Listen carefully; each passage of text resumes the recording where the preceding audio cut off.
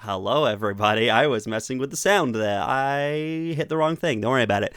Hello, everyone. Welcome back to Tales of Agius. It's been 2 weeks. It's been so long. We've missed you. We missed you guys.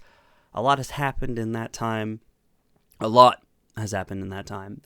And we just want to say it from here at the cast. We love you all. I know times are difficult right now, but we are all here to hopefully provide you with a little bit of serotonin in these interesting times. So sit back, relax, have a wonderful time. It's going to be a lot of fun as we dive into some fun fantasy. And lists are immediately dropping inspiration for everyone and hydration. So everybody get yourselves hydrated. Chat, you're included in this. We love you, Lissa. We love you, Lissa.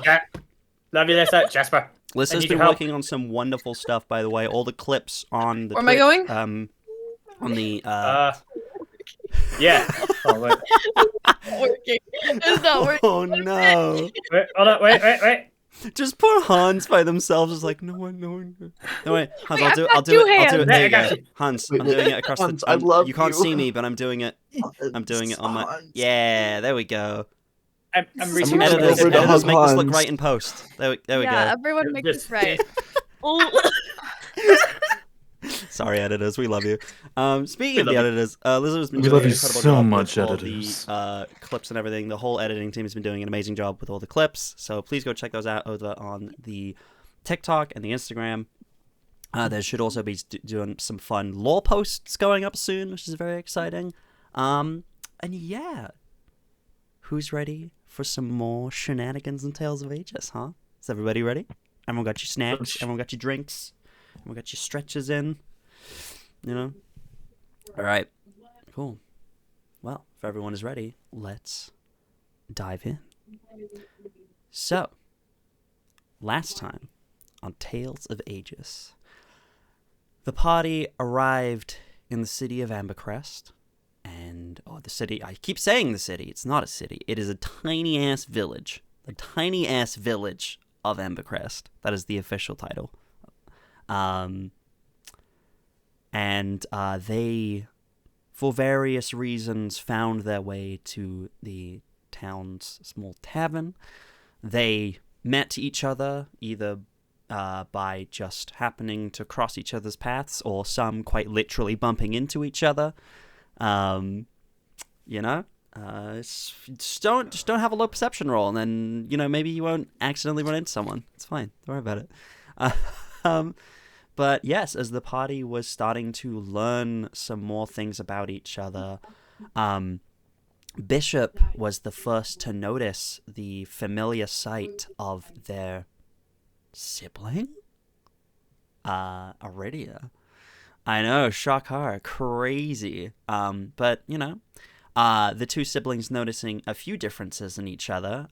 Bishop seeming very different, with their eyes being slightly estranged and a mask covering their face. And Aridia missing an ear, perhaps. The rest of the group kind of made some connections.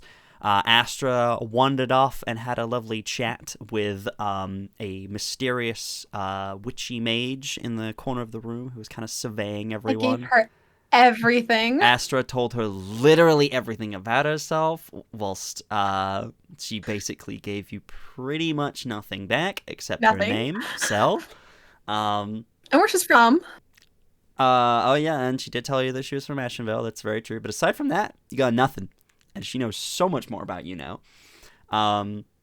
You did also find out that some interesting magic had been taking place with a young man who introduced himself as Ezra, who seemed to have a erratic and strange magic that seemed perhaps familiar to a member of this party in some way, perhaps. But as these revelations were coming to pass, one of the townsfolk, the human man known as Abraham, stumbled in to the inn covered in scratches and blood and such, and said that the town needed to evacuate because there was something in the crops attacking people that seemed to be drawn out by this erratic magic of Ezra's. The party immediately jumped to the defense and went to hunt down this creature and were able to defeat it, finding out that it was a shambling mound that seemed to just disintegrate upon destruction. Sybil used a strong level of magic that seemed to have some sort of reaction that winded them quite significantly, as they have now taken a level of exhaustion. After the party conversed a little, another thing, Astra changed themselves and activated their starry form, showing off this new magical form for the first time, which everyone was able to see. But yeah, the party conversed and healed up, and as they were kind of just about to start making their way out of the cornfields, Ezra came to find them, kind of feeling guilty about what had happened and how he might have inadvertently caused it. He brought to all of your attention, along with his dragonborn companion, someone that he seems to have hired to help him make his way through here and make his way to Cornucopia, where he believes the head mystic there might be able to assist him in learning more about this magic that seemed to have come to him in a dream. Sybil, knowing perhaps more about things in Cornucopia and how things are, decided to step in and tell him that he shouldn't go to Cornucopia, and said, let's find somewhere private to have a greater conversation about this. So, Sybil, Ezra, Axel, the Dragonborn, and Veldren started making their way to the Abbey, where they might be able to perhaps find a room for the night and also a private space to talk privately. Astra and Bishop decided to also hunt for somewhere to perhaps spend the night, and decided to go off and explore a nearby barn that's kind of attached to this farm. Whereas Aridia, after hearing a familiar voice in her mind, decided to split off from the rest of the group and head back towards the tavern to inform everyone that they no longer needed to evacuate and perhaps learn some more things. And that is where we are going to pick up today. So, who do we want to begin with? Who would like to go first of the three groups? Well, it's going to be the two that aren't paying attention. I immediately see all three of you just go, on my nose goes. And then the two of you just were not here. So I was paying attention. I was listening. Bishop and Astra. I was listening. I just had to provide proof. Amazing. Wonderful. That's going to make for a good clip. Bishop and Astra, we will begin with the two of you. As you start making your way, I think Bishop, you were kind of leading the way, and Astra, you were kind of following your companion towards this barn. It is kind of off to the side, kind of a short distance away from this kind of medium-sized farmhouse that seems to be one of the bigger buildings in this small village. But yeah, you see it's kind of a tall wooden building. It looks kind of quite sun-beaten. There's kind of not a lot of trees and stuff around protecting it from the wind and such around here. There's a few kind of like planks missing here and there. You are able to make your way up to the side of it. And yeah, what would you like to do?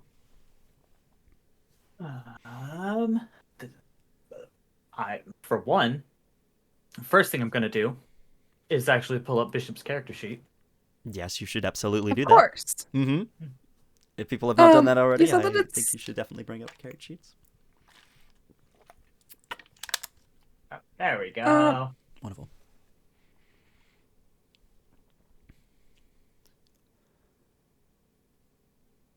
Astra, So you what said do that it's a little like rustic and beaten up a little, like missing a few planks. Are there like the planks like nearby? Can I like use mending to like kind of patch it up a little? Yeah, I'd say you could. Maybe an investigation check, see if you can find kind of. It's less so that you can find the planks, but more find which ones are supposed to go where, kind of how you could fit this puzzle piece back together. Uh, Wait, what was it again? You said investigation? Investigation, yeah, as you're kind of like looking around. Well, a nat outside. 20 for a 21. Natural 20. Heyo. Yeah, Add it you to the see. add to the chart. Add it to the Yeah, spreadsheet. absolutely. Yeah, you see kind of a few some of the planks have just like fallen out. You do also see like some have kind of like broken away and stuff like that. There are kind of like some marks and stuff, maybe like where like an animal or something has kind of grazed against it with, you know, something like a horn or something like that, kind of making a scratch in the side. You are able to kind of use mending. Mending's a cantrip, correct?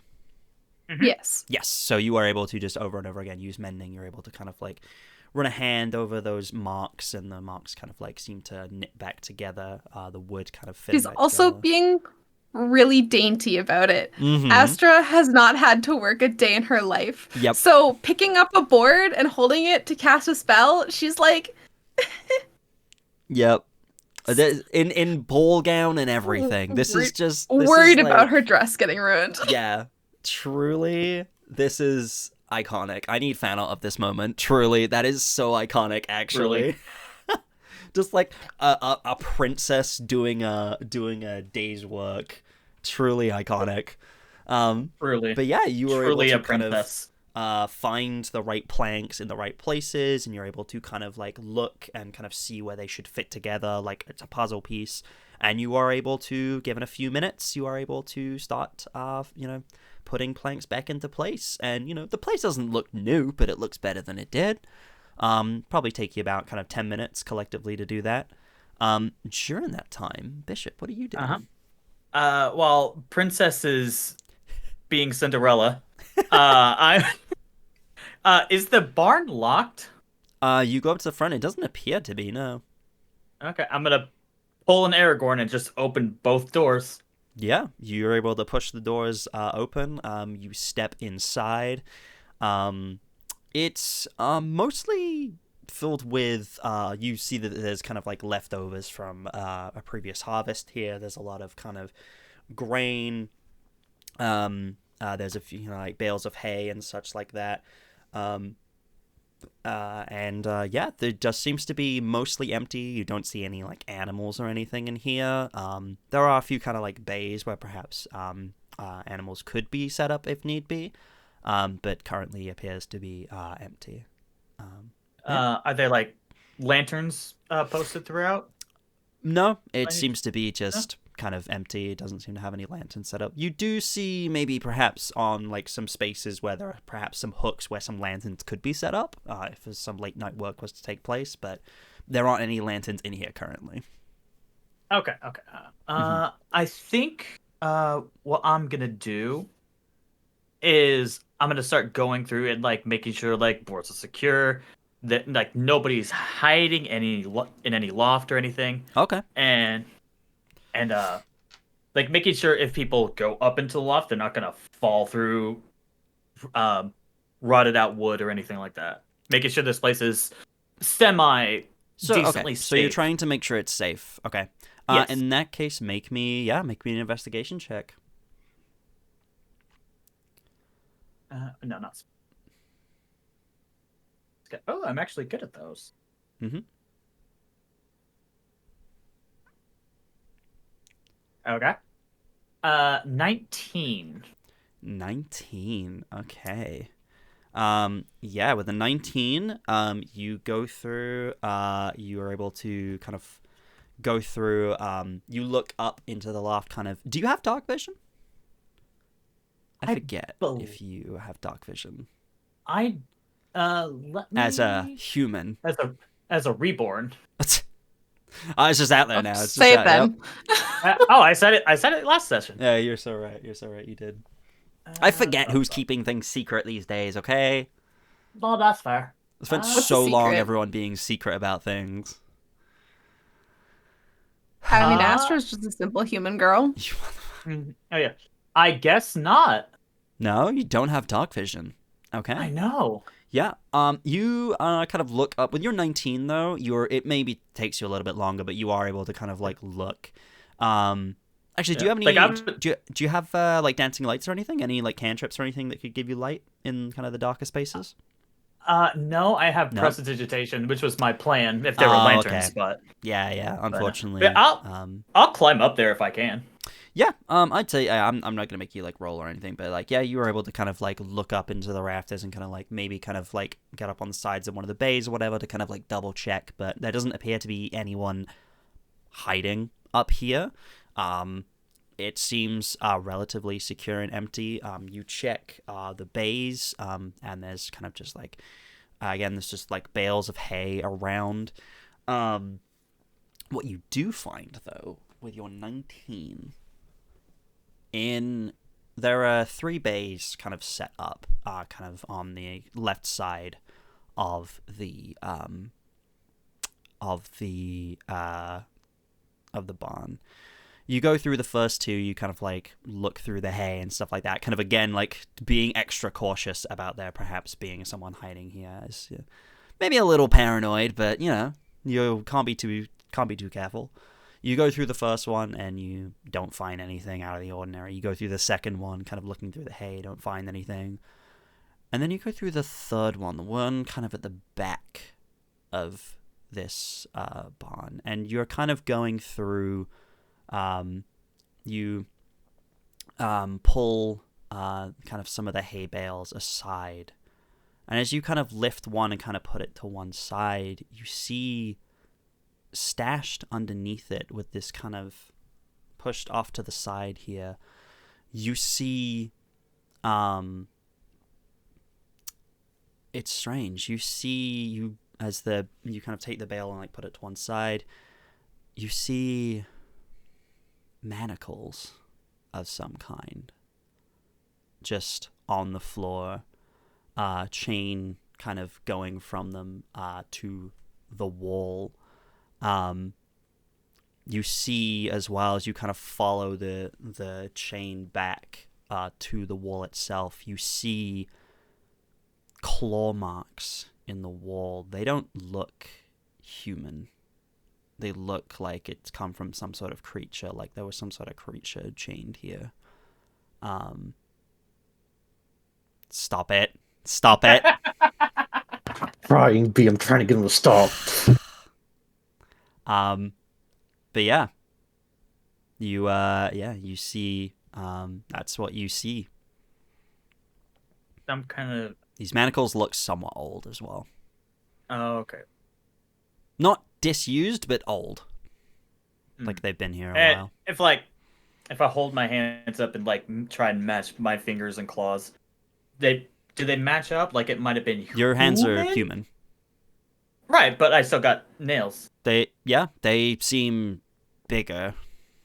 I mean, you have like relatively big hands, but like, yeah, you kind of like, you are able to like place a hand. I'll say with your 19 as well, you are able to kind of like place your hand kind of up against it, and like you are able to hold your hand in a pattern where it looks like, oh, this was some sort of humanoid hand doing something here, but it may be like bigger than your hand. But definitely there are you kind of are able to place your hand, and like there are like, it is like lines of like 3 to 5 like claws of some kind. Yeah, just seems very out of place, and yeah. Okay. That's what you find. And the claw marks, do they appear fresh? You'd have to make me another investigation check for that one. I've given you a lot with this 19. No, that's totally fair. Yeah. 9. 9? You can't tell. It's just kind of in the wood. It's it's just these claw marks. I mean, you're not a wood expert. You don't have any tool proficiencies with stop it. I see if stop it. Put it down. God damn it. I play Dungeons and Dragons with children. I swear to God. Anyway, yeah, you looking at these, you don't have any proficiencies in anything like this. Yeah, you have no idea. You don't even know fully what this has come from. You just know that, like, vaguely humanoid of some kind, maybe. But yeah, definitely not. These are not just a regular, like, no person is being kept here as far as you can tell, or was being kept here as far as you can tell. There's definitely some sort of creature of some kind, which could be normal, but you don't know. It's a little out of place, especially as it was hidden. Seems a little strange and out of place. Yeah. Okay. All right. This is probably around the time, Astra, that you would finish your rebuilding process. And, you know, Bishop has kind of gone inside.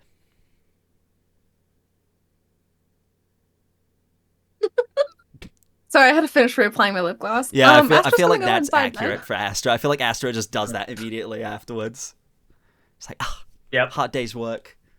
Do my lip gloss. You know, she only packed the essentials, so obviously her makeup. Oh yeah. And ball gowns. Oh, can't forget her crown. Of course. Yeah, but yeah, she's gonna go in and find Bishop and. Yeah. Anything in here needs to get fixed too, or is this What? is this adequate? It seemed that way. I mean, it's better than the ground. Yeah, there a couple bales of hay, so at least you won't be sleeping on the ground and it could be soft. Perfect. Bishop, did you hide these again, or have you left them visible for Astra to see? Oh, I've hid them again. Okay. You didn't mention you were hiding them again, so I wanted to double check. Oh, my bad. Yes, I am. Yeah. You placed the hay bale back. I am, in fact. Yep. Mm-hmm. Okay. Yeah. So how you doing? You tired? You got Oh quite no, I'm into- doing fine. Okay, good. You were in a bit at the scrap, so I just want to make sure you're okay. I'm good. I didn't get hurt in the battle. Perfect. All right. Well, it keep us dry, keep us off the ground. For the time being, it will do. Yeah. No share. Perfect. Oh, sorry. I thought you were done. You keep going. Keep going. I gotta ask, while it is just here and the two of us, I haven't pressed the issue. But are you okay? You keep mentioning your mother.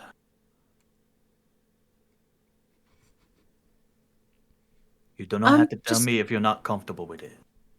I'm just trying to get away from the gate. I don't want to go back home. Well, then you don't have to. You're your own person.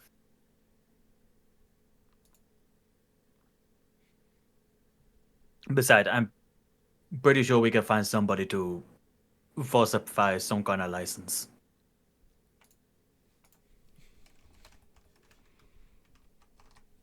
Wouldn't know anyone who would do that, would we?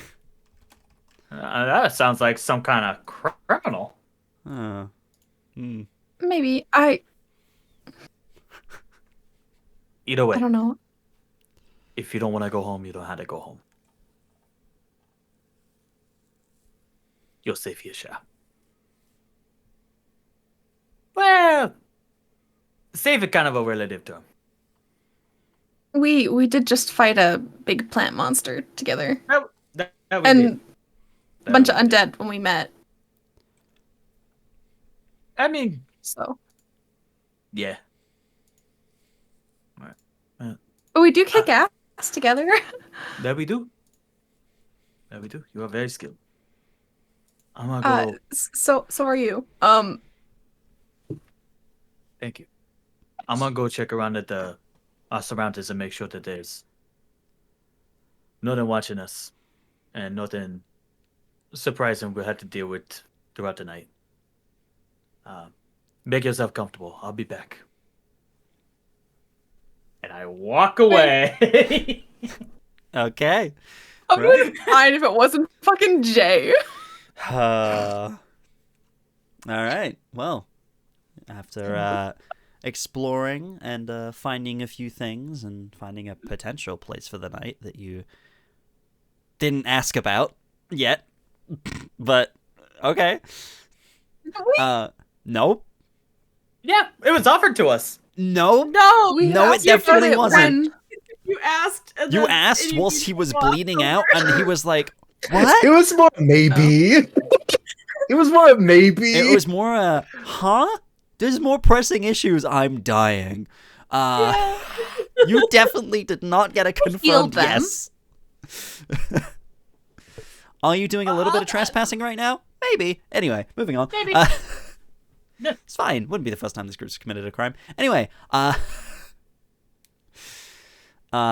moving on. No, from attempted murder. Bishop What's and that? Astra. Oh my god. Moving on from Bishop and Astra, we will go to, I think, Aridia next. Hey, nose goes only works once. Alright. Sort of- Alright. Yeah, Aridia, you make your way back to the tavern. You step inside. You see immediately Abraham kind of stands up. He has kind of did I describe Abraham? I don't think I described Abraham. He kind of is kind of taller man, a little bit older, kind of wrinkles kind of around his eyes and his face. He has kind of big kind of bushy beard around his face. Kind of wears a kind of like farming hat and kind of like overalls with a kind of brown jacket over the top. And he was kind of just like sitting in a chair, kind of like recovering after being healed, but you know, he's still kind of the physical kind of healing that's kind of needed to take place.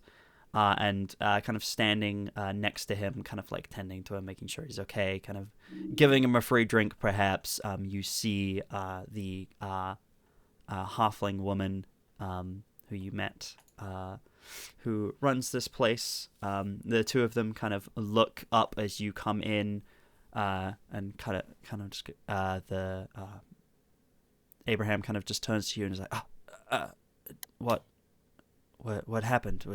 Do we still need to evacuate, or?"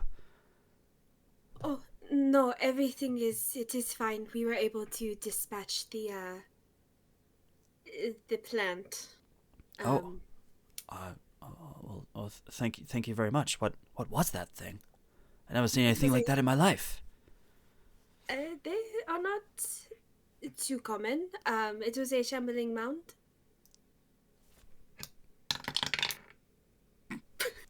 You kind of damn. All right. Well, he knows what one of those are. Natural 20.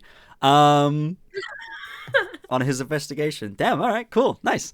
He kind of just like his eyes just go wide. It's like a shambling mound. Here, I've only heard stories about such a thing. I mean, I've grown some mean plants before, but not that mean. Still, I'm glad you're able to destroy it. Are you and your friends all right? Are they? You're the only one who made it back? Oh, well, we are all perfectly fine. It is nothing that a night's rest wouldn't fix. Oh, I see. Well, thank you very much. I owe you greatly. I think we all do. If you and your friends need somewhere to stay, we have a spare room. I know the room here is taken by those other two, the Dragonborn and the young man. But I would be more than honored to host some of you in my house, at least for dinner. And then if some of you would like to stay the night, I do have a room. Some of you might have to share, and I might not have space for all of you. Unfortunately, it is still it's a farmhouse, but it's a small farmhouse. But I have a room going, maybe a couple of beds. If some of you would like to stay in the house. I'm sorry. Abigail. That is a very generous offer. I think we might take you up on that. I know at least a couple of us would appreciate sleeping in a warm space.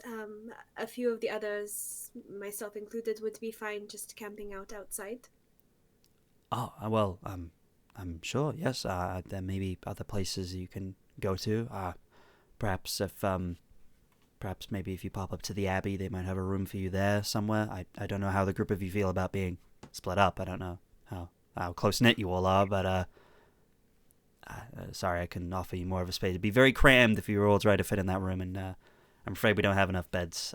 But I will get my my son and my daughter to set up the room for you, for some of you, if you're going to stay tonight. And we'd love to have you over for dinner. That would truly be a great way that we could show thanks for everything you've done for us. No, it was our pleasure to step in and to help. But we do appreciate the offer. I will let the others know, and we will be back, I suppose, at the farm shortly. Oh, wonderful. That seems things have been taken care of then. I'm glad we didn't have to evacuate. Kind of turns to Hazel. It's like, you all seem in good fighting shape if you're able to deal with a shambling mound. I mean, I've only heard stories from this one about those things, those creatures, and I can't believe that boy made that thing. Oh, whew, kind of just like shivers all over. In any case, I'm glad you're able to help us. We greatly appreciate it. Of course. Drinks are on me, shall we say? At least a couple of rounds. I don't know if you are drinkers or not, but I shall have the soft drinks perhaps, if need be. But anything you like, truly. Thank you. I appreciate it. Wonderful. Is there anything else we can do for you right now? Is there anything you needed, or are you just here to tell us? No, I just wanted to make sure that everyone knew that it was safe. Good. Thank you. And the two of them kind of go back to kind of like fussing over, kind of like Abraham being like, I'm fine. I'm kind of just like, listen, there's only certain things that real, medical help can help you with. It's just like messing with him and just like bandaging wounds that aren't there. And just like fussing over him. She's like, I'm fine. But yeah. Is there anyone else in this room you'd like to approach or speak to? You see Sel, this woman, this kind of mysterious, kind of witchy-looking woman, is kind of still kind of sitting in the corner, kind of just like eyeing you, kind of listening to this conversation, still just reading her book. Was there anyone else in here? There's a few kind of people like milling around. Sparkle's probably in here as well, kind of just kind of watching you, just kind of like blinking eyes, kind of one eye blinking, and several seconds the other one blinks. But yeah. I think you probably, with kind of everything, a lot of people have probably gathered here, actually, so the room's probably quite full. You'd see a Goliath man, kind of quite tall, maybe like 6.5 feet tall. You see a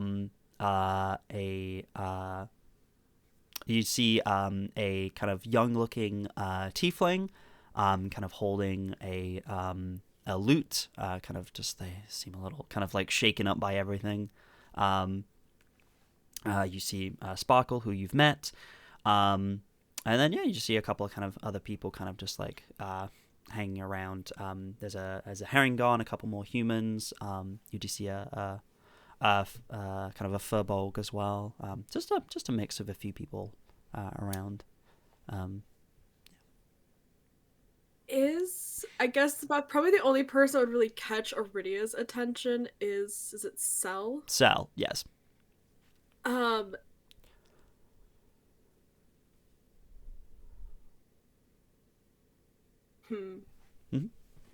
you said she also has her book out. Is it more she's trying to look like she's occupied, but is like actually... Oh, she's looking straight at you. She's not hiding it.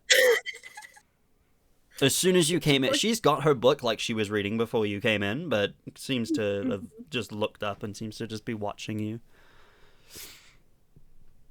Just with a friendly smile on her face, or perhaps maybe more of a perhaps maybe for you, maybe Astra would have seen it as a welcoming smile. Maybe perhaps for you that's more used to seeing things like this, a little bit more of a mischievous smile. She's up to something, but she's just casually looking at you with her very blue eyes, kind of almost glowing across the room. I will head over to her table. Okay. Yeah, you head over. She kind of, as you kind of approach, kind of just like closes up her book and kind of like places it and goes, fine showing from the group of you. And kind of like does a little clap with her hands. It's like, you seem like you can take care of yourself and your friends. What brings you to Ambercrest? I spoke to one of your lovely friends earlier. They're very sweet. Astra, I believe it was. The young one in the ball gown. Not every day you see someone dressed like a princess out here in the wilds. I know, but I do think it quite suits her. Wouldn't you agree? I would, yes.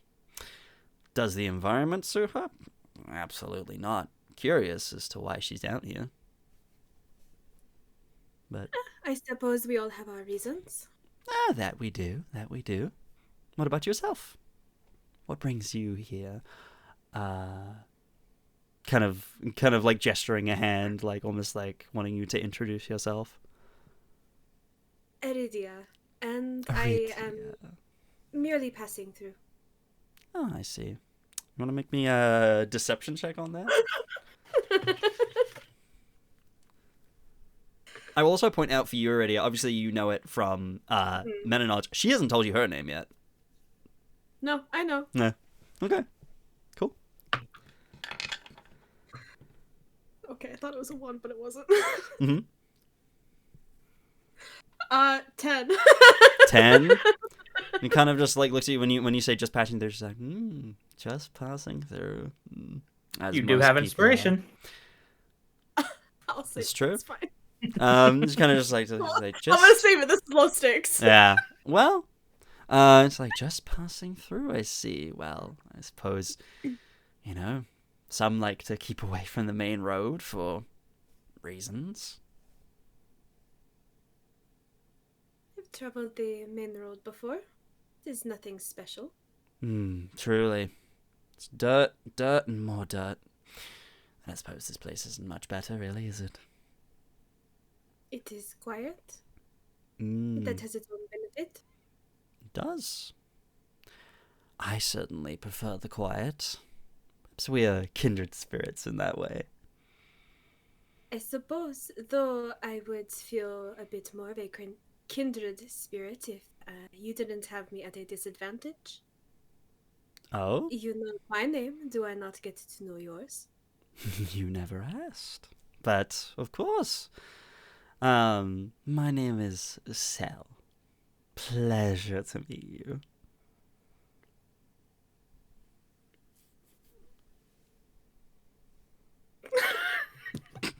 Just thumbs up. Cool. And what exactly brings you through here? You do not seem the type of person who would seek out a place like this. Oh, well, I suppose I'm just passing through too. Seems we're both here for the same reason. I suppose. Though I highly doubt it. I mean, I'd be more than happy to tell you, perhaps if you'd be willing to be honest with me. What's some honesty between some new friends? No one just stumbles upon this place, truly. Everyone comes here for a reason. You say friends, and I would be open to potentially being a friend. However, I have not survived as long as I have by just making friends. So. I like you. You're smart. You're not like all the dumb ones. You actually understand the importance of secrets. Oh no. Perhaps we really are kindred spirits. You know, your friend Astra, well, she kind of told me everything when she came over here. I barely told her anything. She wasn't really thinking, I don't think, but, well, no one really thinks the way we do, usually. She is still innocent. There is nothing wrong with Innocent's one word for it. There's like a brief flicker of, and she's not trying to hide. There's a brief flicker of not necessarily annoyance, but like she didn't like how she just talked about Astra. Oh, please, Aridia, I'm just making light conversation. that. So? No, it was slightly insulting, but I suppose. Was it? Oh, just a bit. Ooh, that wasn't me being insulting. Trust me, you would know. Ah, you would know if I was trying to insult you. Well, I guess if we're going to be honest about why we're here, I guess I'll go first, since seems fair enough. I'm here looking for something, someone. Hard to say, really. There are bedtime stories that they like to tell in this town of a creature that comes in the night and likes to steal babies and that sort of thing. It's I mean, come on. It's the sort of thing that they tell children to make sure they, behave, that sort of thing. But from what I can tell, there may seem to be some reality to some of it. And I'm curious about that.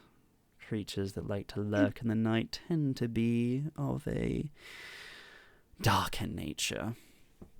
And that interests me. So you are a bounty hunter? Oh, just kidding. No. I think that's more the Dragonborn. I think we're at odds. No.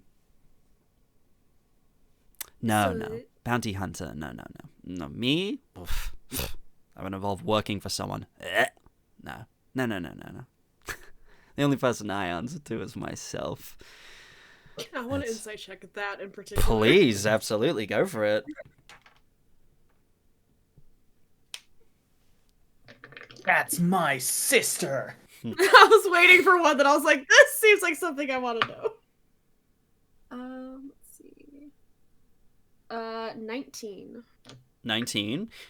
She's talking very kind of blasé and very kind of, she's doing that thing where she seems like she's speaking very openly and very like she's not caring about her words, but you've spoken to these kind of people before and you realize she's picking her words very carefully and making it seem like she's speaking openly, but is actually speaking very closed off. And when she says that, you see that there is truth in that she doesn't answer to anyone, but perhaps in the way that she's speaking about it, you think that maybe that wasn't always the case. Oh, interesting. Okay.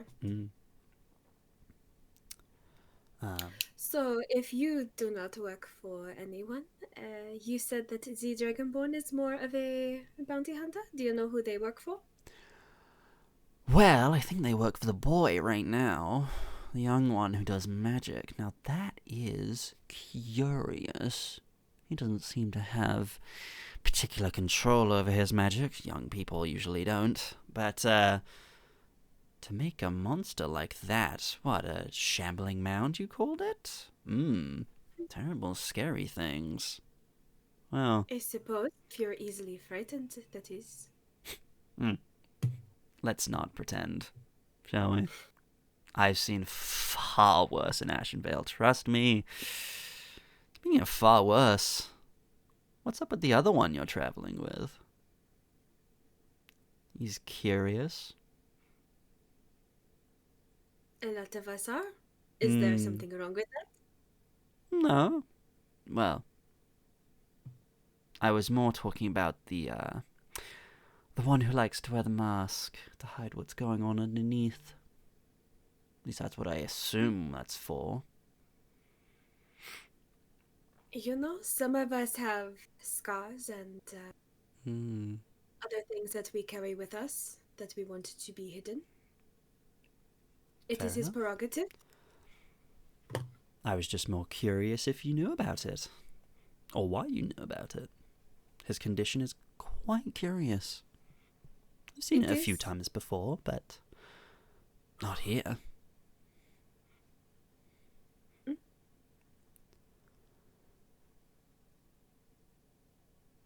Mm-hmm.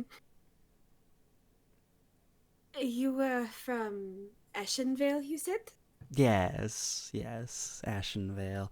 Quite a dark and gloomy place. If you don't like, well, if you like the sun, it's not the best place. No, I prefer more of its opposite. Hmm. Phelan? Oh, Phelan, curious. A very magical place there. That would, Yes, that would explain you then, wouldn't it? I mean, you certainly look like an elf, but there's a little more going on there, isn't there? A Ladrin, perhaps? Not uncommon. Magic in Phelan is rather chaotic. entertaining. Entertaining. I like that. I like that word. Yes, I'll have to use that next time. Well, I've been honest about why I'm here.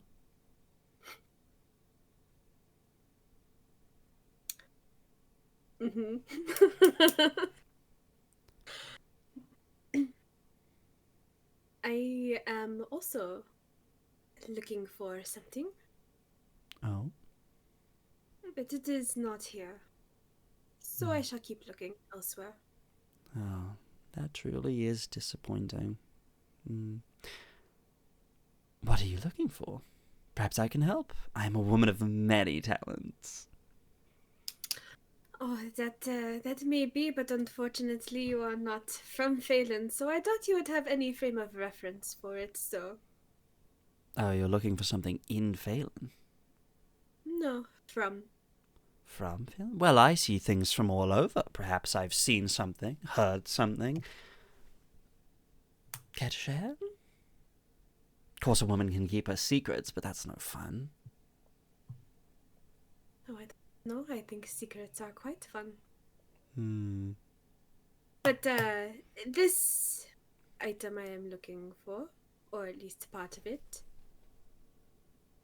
don't know. It is old, and I doubt that you would have been around when it was a prevalent thing. So, Try me. like I said, How little long bit. ago?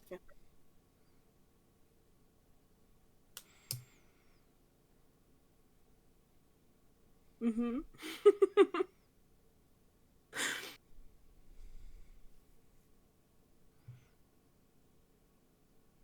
Are we talking few years? Are we talking invasion? Are we talking earlier than that? How long are we talking? You're an Eladrin. I know you lived for a long time, so could have been that long. It could have been a few centuries. It is, time is hard to recall. So. I see. Well, I have been around quite a while too. But if you don't want my help, I won't pry. I'm just curious. I love to meet new people and learn new things. But, your friend, if he needs to know more about his condition, I might know a thing or two. If he doesn't know already, that is. So if he's interested, you could send him my way. I don't know how much longer I'll be here. Maybe, depending how long it takes me to discover what I'm looking for, or get bored and move on, but if he's curious, you can always send him my way. I will certainly pass that along to him. It's just out of curiosity. Yes. How common is his condition in Ashenville? In Ashenvale? Well, he is a curious one. I sense something different's going on with him, but being in the space between life and death isn't too uncommon. I mean, well, Ashenvale has a lot of undead, so... But those are people who have passed on and are gone still, but are still here. It's... I don't know. I've never been dead, so I wouldn't know. But he's curious. He is himself in the land of the living, yet he doesn't need to breathe, he doesn't need to eat, he doesn't need to sleep. I believe, what did they call it? Reborn. That's the one. That's what they call his condition. Doesn't tend to be something that just happens. It needs to be something bestowed upon someone. I'm sure you already knew that, though, if he was a friend of yours.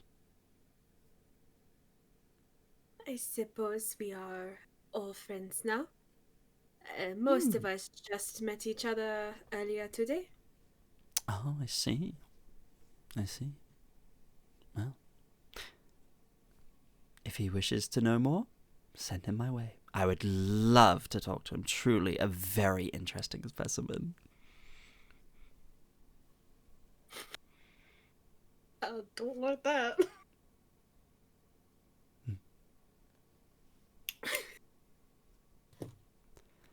I will make sure to let him know of your offer. Please do. Well, I've taken too much of your time already. I will let you get back to your friends. And if you need me, I'll be right here. I'll pass that along as well. And I'll extend an offer of my own. If you need any help hunting your creature, I suppose one of us might be willing to help you. Becoming good friends already. And business partners? Oh, Aridia. I feel like we could be very good friends, you and I. We'd work quite well together. Well, ta-ta for now. And she goes back to her book, seeming very satisfied. Can I, as I'm standing up to leave the table, I want to use another divine sense Yeah? with her. As an action, I can detect. Are good and you trying to be evil. stealthy about it? Because it is like a pulse of magic, so it would be pretty noticeable to everyone in this very crowded room. Unless you're trying to do it stealthily. Because it's not a spell. Okay. It is an ability, though. Yeah. And it is like you are like basically like you don't have a holy symbol, do you? No, you don't have a holy symbol, but it would be kind of like a placing your hand to your heart, kind of like, you know, a pulse of magic that would be very noticeable. It's just as an action, you open your awareness to detect such forces, and then it lists everything. Okay. You could try to do it stealthily if you want. You could attempt to do so. Sure. Sure. Okay. I can be stealthy. Sure. Roll me a stealth check. I'm going to say do it at disadvantage, so I'm not rolling like a billion perception checks for like everyone else. Okay. Just because the room is very crowded right now. 16. 16. Very good. Okay. Yeah, you do that, and remind me, what does it give you? I detect good and evil. I can sense anything affected by the hollow spell, and then celestials, fiends, and undead within 60 feet. Celestials, fiends, or undead. You do that, you look around the room, and you don't see anything. You look to Sal, and she doesn't pick up as any of those. Okay. she seems to be normal, as far as you can tell. Does not come up as undead. I'm assuming that's what you were looking for. Yeah, that or just the inherently just evil. No, she does not come up Cool. as Interesting. Cool. yeah. How long does that last, by the way? It's around, so 6 seconds. Okay. Yep. So that just kind of comes and goes.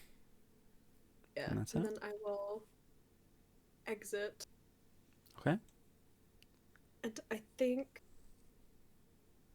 'cause I don't have a way to message them. I will start walking toward the abbey where I know the other two were going first. Okay. And then we will go to those two. So during all of this time, we come now finally to Sybil and Veldren. As the two of you were heading up to the abbey with Ezra and Axel, the jade-colored dragonborn. Yeah, you make your way up to the abbey. It is a kind of relatively, it's kind of like on, it's not quite a hill, but it's almost like a mound kind of in the village itself, kind of like a smaller kind of like, it's definitely raised off the ground a little bit. There are like a few steps kind of leading up to the big kind of oak doors. It is a big kind of stone building. It looks like one of the more structurally sound buildings of this town. Definitely looks older, but still standing strong. Kind of this medium-sized building. Kind of around the outside, you see kind of a few, not quite stained glass windows, but almost like in that style of window, you know, with like all the like little like bars through it and stuff like that. So like all the windows are in kind of like intricate pieces, but they are all the same, just regular color, as they're not kind of stained glass. But yeah. Okay. So you step up to the front door. I'm assuming you're knocking. Someone. Yeah, I'll knock. Yeah. Okay, Sybil, you kind of step up and you just knock on the big oak doors. A few moments go by, and then let me. Yes. Yeah. The door kind of opens a little, kind of almost like kind of like halfway, and you see standing in the doorway. You see a much older looking man, kind of white hair and a big kind of white bushy beard. He wears a sort of blue and kind of faded purple robe, with kind of silver kind of bracelets around his wrists, kind of brownish kind of boots, and he has like a small like kind of holy symbol kind of hanging around his neck. And he just kind of looks to you and goes, welcome. Some new faces that I don't recognize.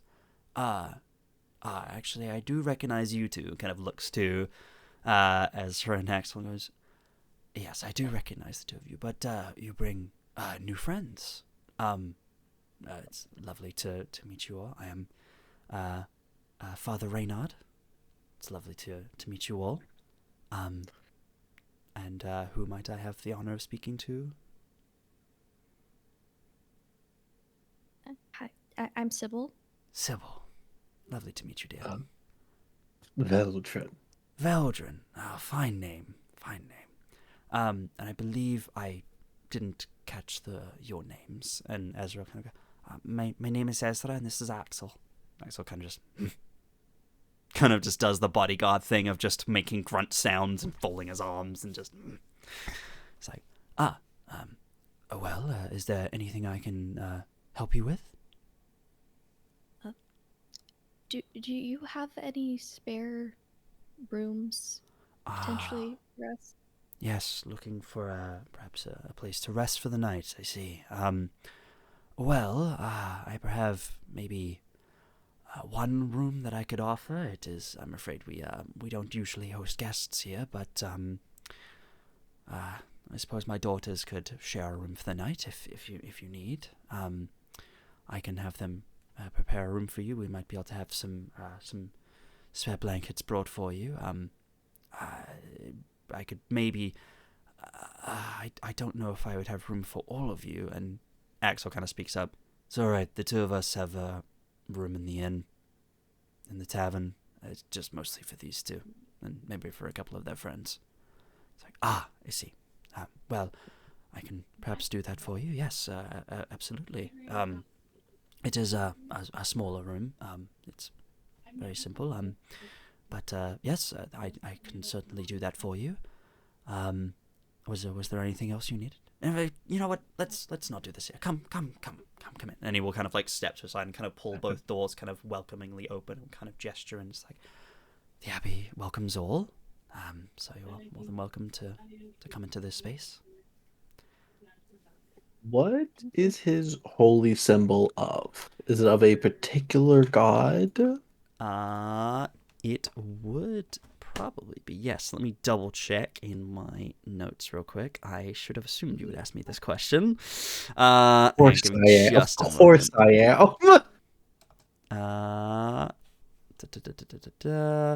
So sorry. Give me just a moment. Oh, yes. Oh, I do remember what it was. It is a symbol of a kind of like silvery kind of dragon symbol. It's kind of, you look at it and kind of as it kind of moves in the light, it kind of has like almost like a sheen. It's a little bit faded, but it is kind of like a silvery dragon color. You want to make me a religion check? Of course I do. It's an intelligence check. Who this is. Ooh. Hold on. Let me get over to my ability scores. Dirty 20. Dirty 20. Yeah, you do recognize this. You recognize this holy symbol. You've seen it a few times before. It's a very kind of old, kind of an older god, or someone that people kind of see as a god. You would recognize this as a symbol of Baphomet. Yeah. Okay. Just take it into my own little knowledge stores. Yeah. He kind of just gives you all like a very kind of like welcoming smile. He's kind of like an older man, kind of just nods and kind of like gestures for you to kind of step inside. The abbey itself, as the doors open and the kind of the light kind of filters in, it gives very much sort of church vibes. There are kind of a few pews kind of set up, maybe like 3 or 4 rows, and then kind of like an altar at the front. Kind of, again, some kind of like murals and stuff of different, you would definitely see kind of like symbols, kind of like paintings of what looks like perhaps visions of depictions of the invasion. You see kind of a big kind of brain shape in the sky, and you see a few warriors kind of gathered beneath it with swords and bows and magic and such. You see a kind of central image of a woman made kind of entirely of like purple light, kind of like rising up into the sky, kind of arms wide. And then you kind of see afterwards kind of the third depiction of the elder brain kind of broken apart, and you see kind of figures with tentacles coming from their faces, kind of like grabbing at their misshapen heads and kind of falling to the ground. Yeah, you see that? Interesting. I think I'll look to the father. Father, do you quite possibly have a private room? We were hoping to speak with our new companions Yes. indoors and just kind of a private meetings kind of setting, if that's all right. I can either give you the room here, or perhaps if you would like to survey the room that I can offer to you, I can give you privacy there if you would like. If that's what you're looking for. I'll look to Sybil and Ezra and see which one they prefer. Whatever's easiest for you. I don't want to cause any inconvenience. Yes, we'd rather not inconvenience you, Father. So perhaps the private room would be good. And then these two can see if they'd like to stay there for the night. He goes, I will have that sorted for you. And then he kind of turns and kind of calls out. That's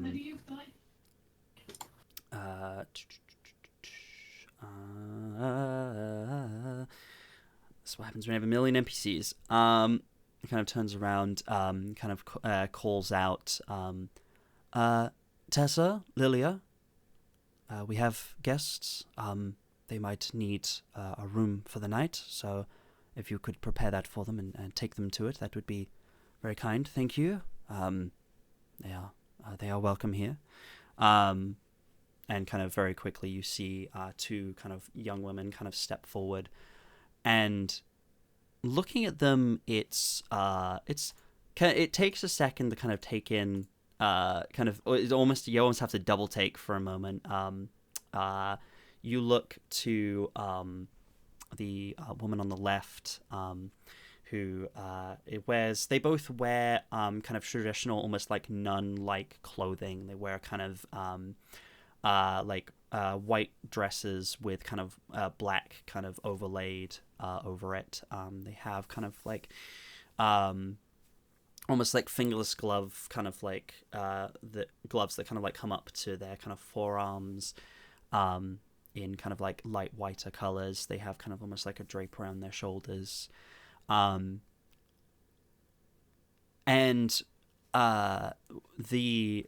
looking at them, the woman on the left has kind of a very kind of warm colored face, kind of short, kind of blonde hair that kind of comes around to kind of around her shoulders, and kind of bright blue eyes, much like her father's.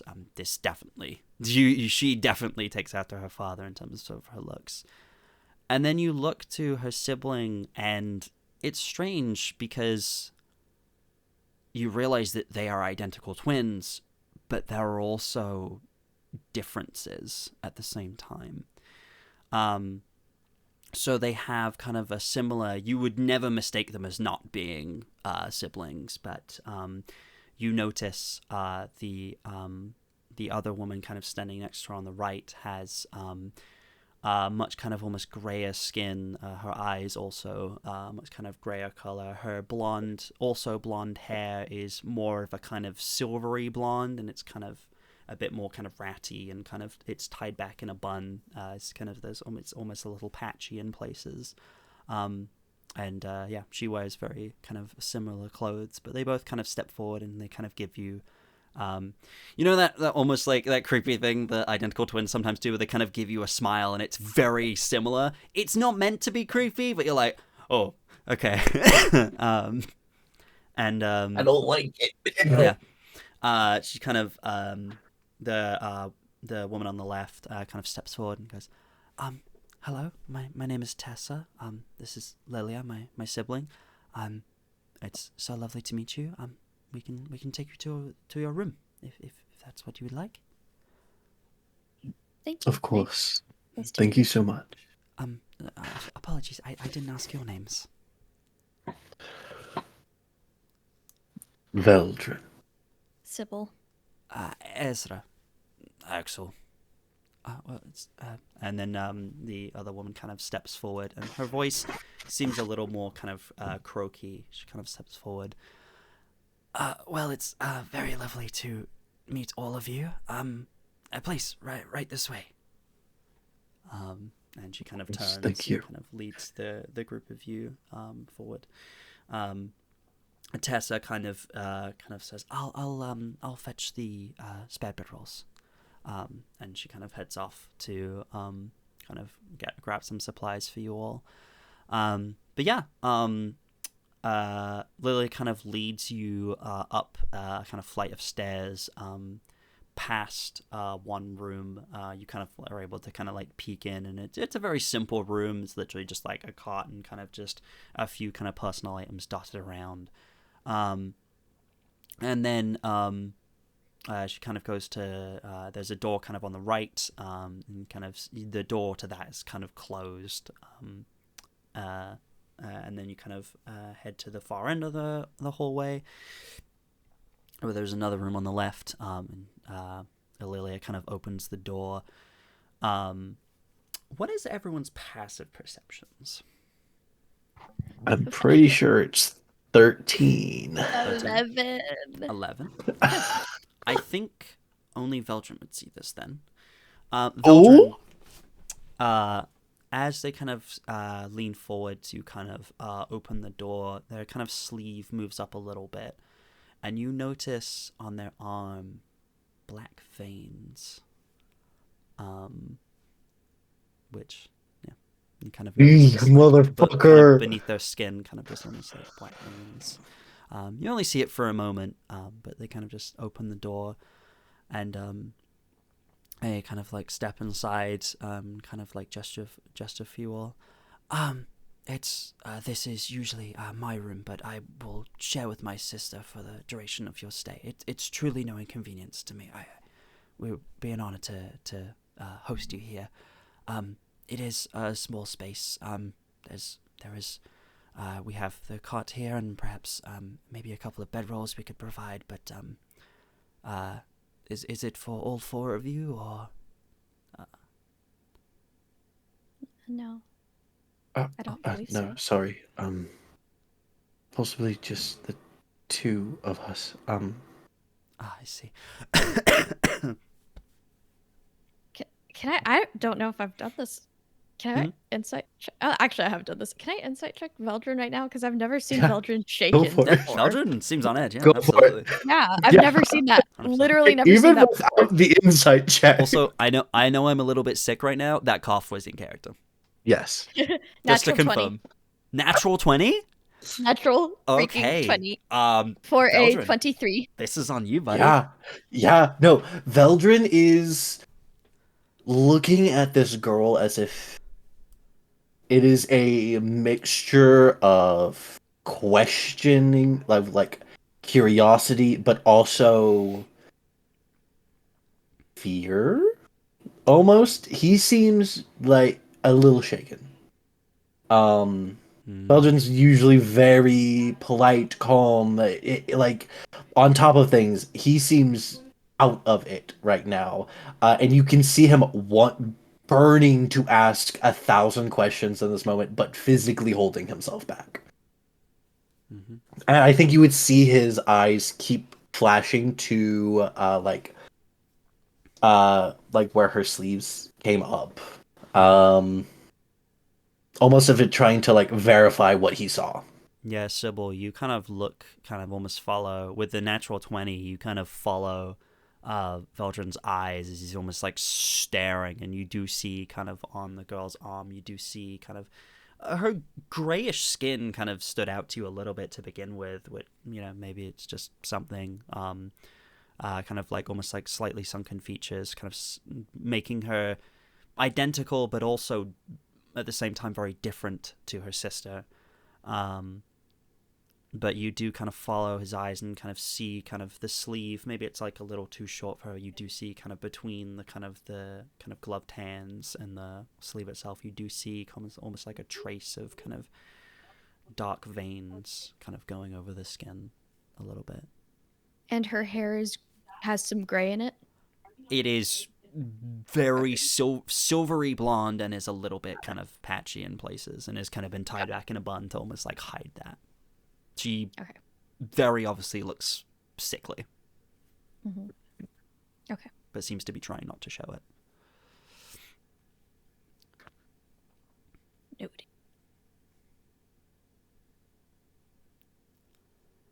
No, it is. It will just be the two of us.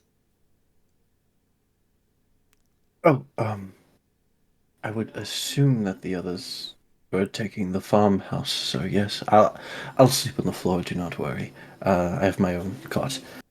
Oh, that's very sweet of you. Kind of like looks to Sybil and kind of like gives you a smile. We'll give you privacy. My sister will leave the spare bedrolls outside your room for you. the space is yours if you need it privately. And Um, and if either of you need anything, all you have to do is ask while we're staying.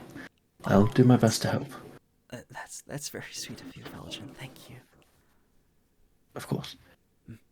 And she'll kind of very quietly you almost like see like almost like a little bit of color comes back to her cheeks for a moment as she kind of very quickly makes her way out of the room.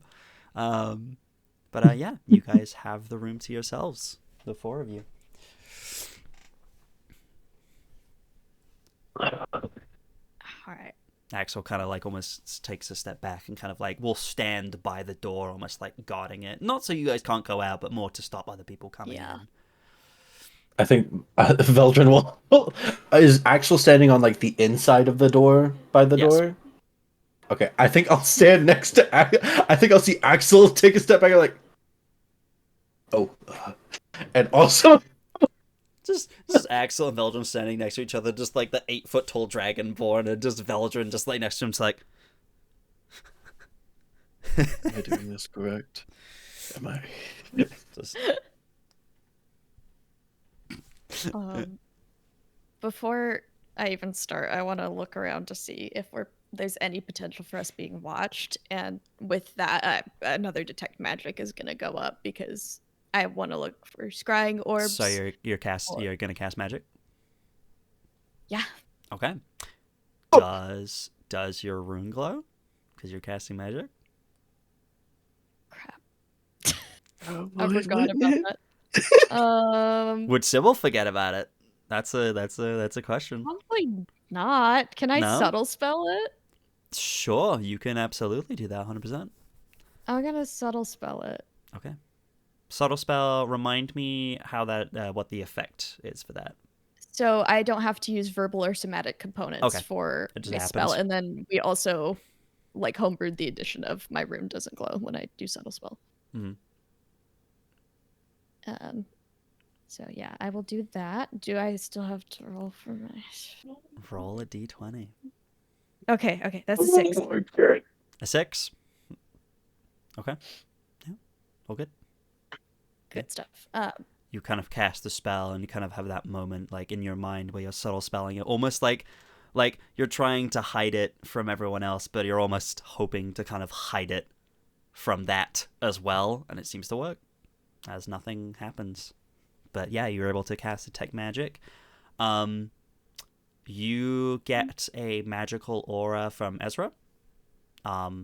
Nothing like crazy, but just how you would from any sort of magic user. You don't get anything from Veldren or Axel. And then any like, I'm just being cautious, like scrying orbs in the corners, Nope. like. Okay. This is just a blank, empty room. Wonderful. Okay. Void of magic. Okay. She, I think, paces a little bit, and she's because she is trying to figure out how to even begin properly. And I think finally she pauses pacing and looks at Ezra. And what color are Ezra's eyes? They are they're like a violet color.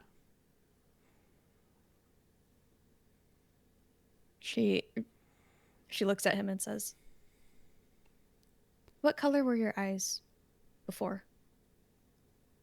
Oh. And kind of almost like that very much was not the first question he was expecting to get. Kind of catches him very off guard. It's like, hey, did you have something similar happen to you?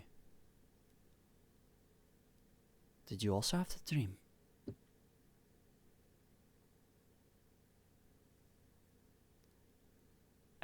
Sorry, they were blue.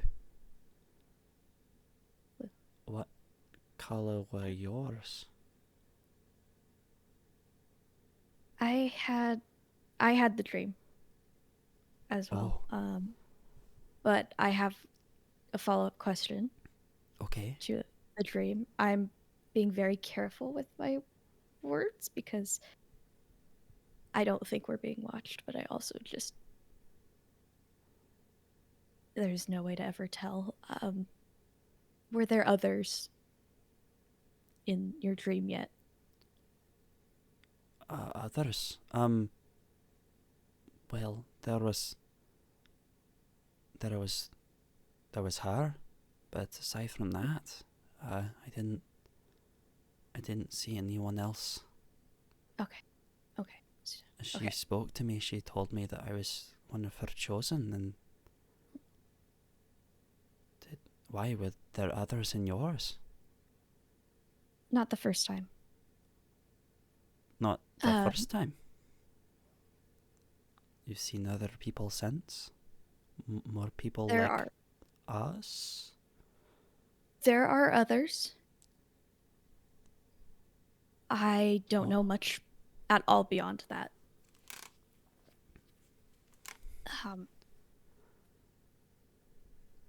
I need you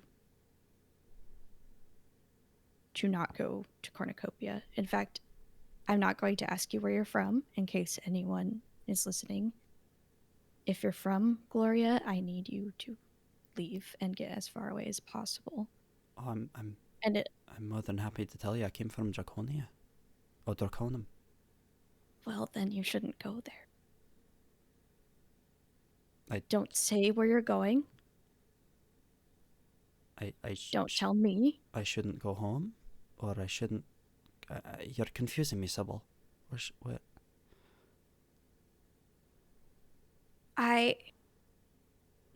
They will find you.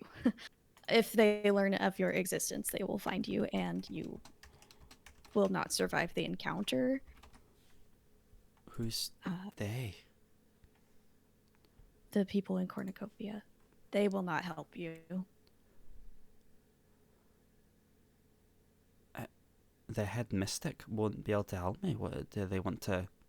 Why wouldn't they help us? Oh, they might say they want to help you. They might try to make it easier on them to get you there. No, they have no interest in the condition that we have. Not in the way that you would want interest taken in. Oh. They're very selfish. And will use it for their own best interests, not for yours. Oh. I kind of looks to Axel. So where do we go from here? If we don't go there, how do we learn more about this? You don't. Go. Oh. Try to live the rest of your life as quietly as possible. If something goes awry, leave. And then go somewhere else and try to live as quietly as possible there.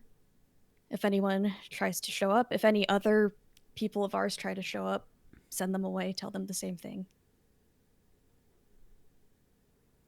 Okay.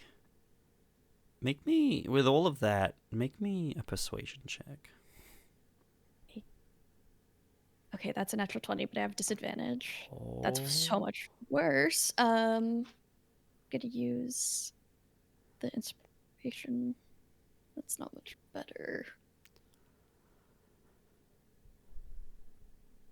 14. 14.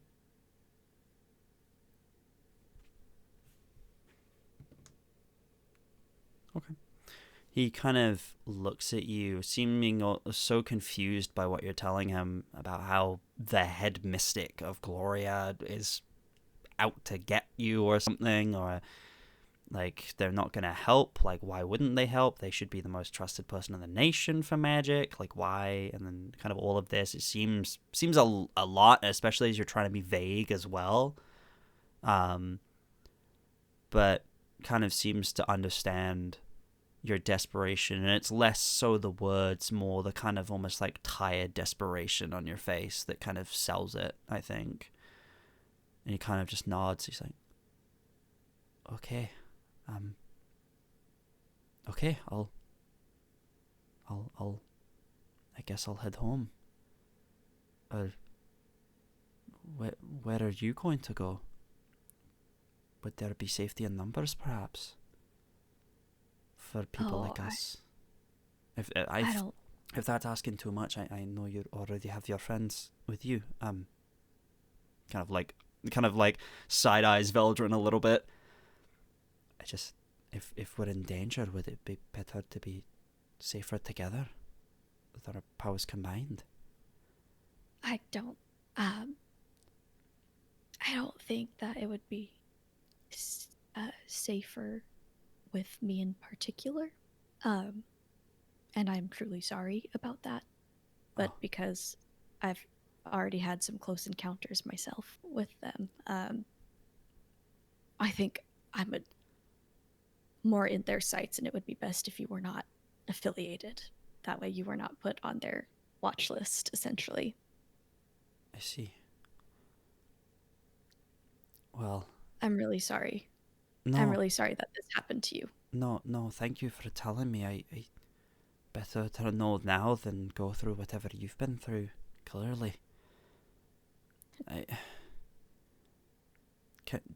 Do you mind if I try something? Kind of almost like tentatively reaches out a hand.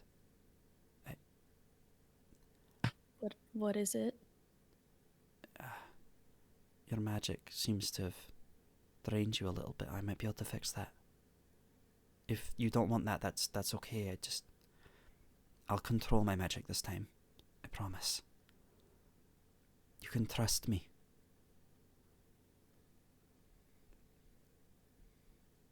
Oh, just because she would, can I insight check him? Absolutely.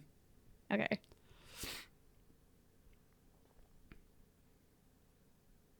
I just realized I didn't roll disadvantage when I insight checked Veldren. That's fine. It's already happened. Bad. This makes for good story. 13. 13. Disadvantage. He seems to be being genuine. You've shared a deep vulnerability with him, and he seems to understand it. And you can feel it in yourself that you're tired. You felt like you haven't slept, and he's kind of offering you this help. And maybe that kind of that offer of being able to help you, kind of almost makes you want to believe that he's being truthful. Even if you're not fully sure yourself. Okay, yeah, just don't drain yourself, please. Of course. Hold out her bandaged hand. Yeah, he kind of just gently takes it, kind of holds it in both of his, and he casts a spell. And you see he has this long cloak, and that kind of covers his kind of face and body almost entirely, but you see as he's kind of holding your hands, you see runes glow on his hands, similar to the ones you have.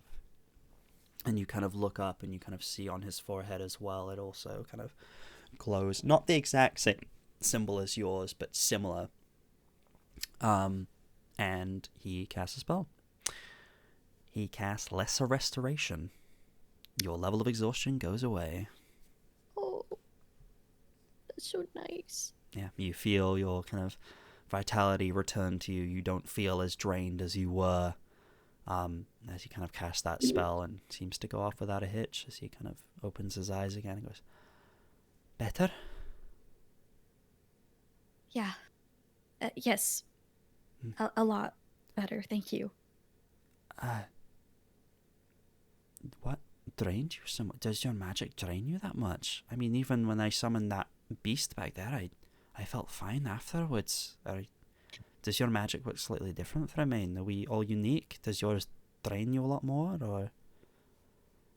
I mean, I am not sure about how everyone's magic works with what we've all experienced. I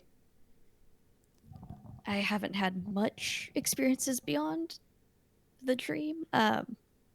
So I have not. You're the first other person I've met with this, and I know I was the first person they had seen. I think mine's just a side effect of.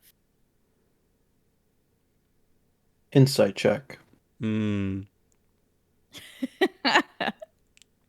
Ezra's also gonna insight check you, I'm afraid.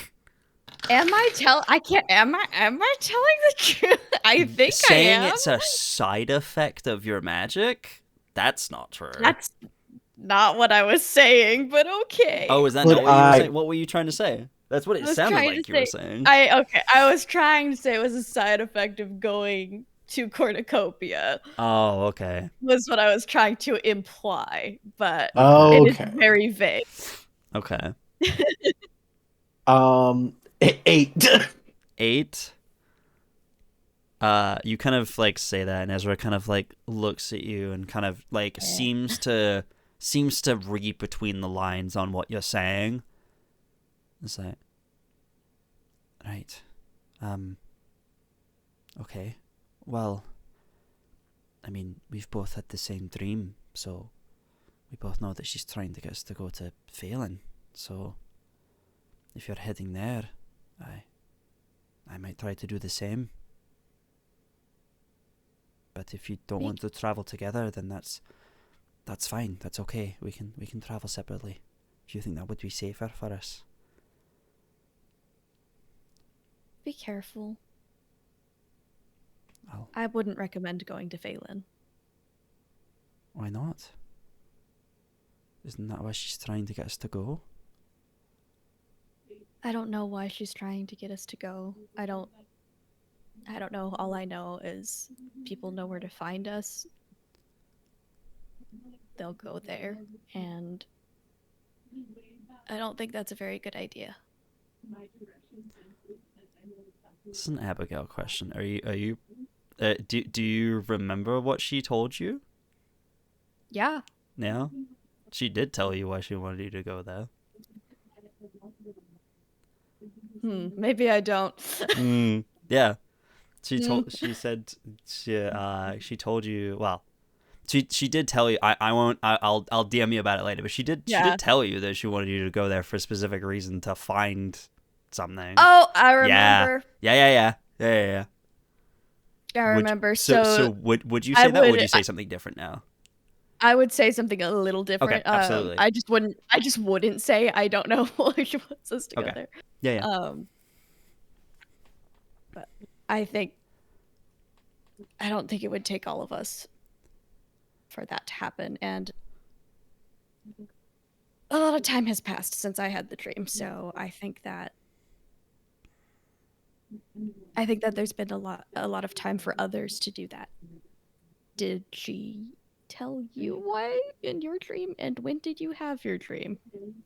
I had my dream pretty recently. I mean, it's been less than a month, I think. I left pretty much immediately. As soon as I knew, I set off, and I thought about going directly to Phelan, but I know that I thought that the head mystic here in Gloria would know more about this and perhaps be able to help me. I mean, with the nature of where in Phelan they're trying to get us to get to, I mean, it's quite dangerous, so I thought maybe they might be able to offer some sort of help, or maybe be able to understand my visions a little more. They were a little bit vague, but seems like that was not the smartest decision if they're trying to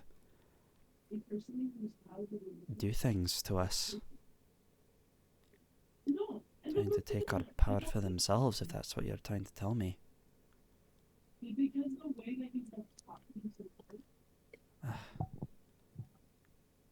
DM, I have a question. Yes. Would I have heard anything in my time Mm-hmm. in the city or travels of the head mystic looking for people like these two, or no? You wouldn't have, no. I'm not Okay. even gonna. No. Not even I a just roll wanna- on that yeah, one. Yeah. Absolutely. It's very Just wanna- secret. Just want to see. Yeah. Just a heads up, there is some background noise from I don't know who, but it sounds like people talking. There is a little bit of background noise. Like from someone. somebody talking or something. You're good. You're good. Okay. I thought it was a TV show. Well, I guess, if not, I mean, I've been getting the dreams pretty recently. You said you had your dreams a while ago, and haven't Yeah, had them it's recently? No, but that's probably another side effect, maybe. How many, if you don't mind me asking, how many runes do you have? How many runes? Yeah. Uh, Yes. a lot. It's kind of. I mean, I don't know if you want me to show you. I mean, this is kind of like moves his like cloak. Is like, this is kind of to hide them. You don't have to. They're very obvious when they cast magic. I don't. Do you have less or more or? Less, but again, don't worry about it. A side effect of the mystic. Yeah. Yes. Oh, kind of So shivers. do you kind of understand what they're... I do. I understand what you're saying now. Yes. We both shouldn't be here. Right. I suppose I'll either follow the lady's words and go to Phelan, or I'll go back home. I don't know. I don't. The dreams have been pretty consistent. Oh. Then you should probably listen. Okay. Yeah. I suppose I should. And like I said, the offer is open if you would like to go.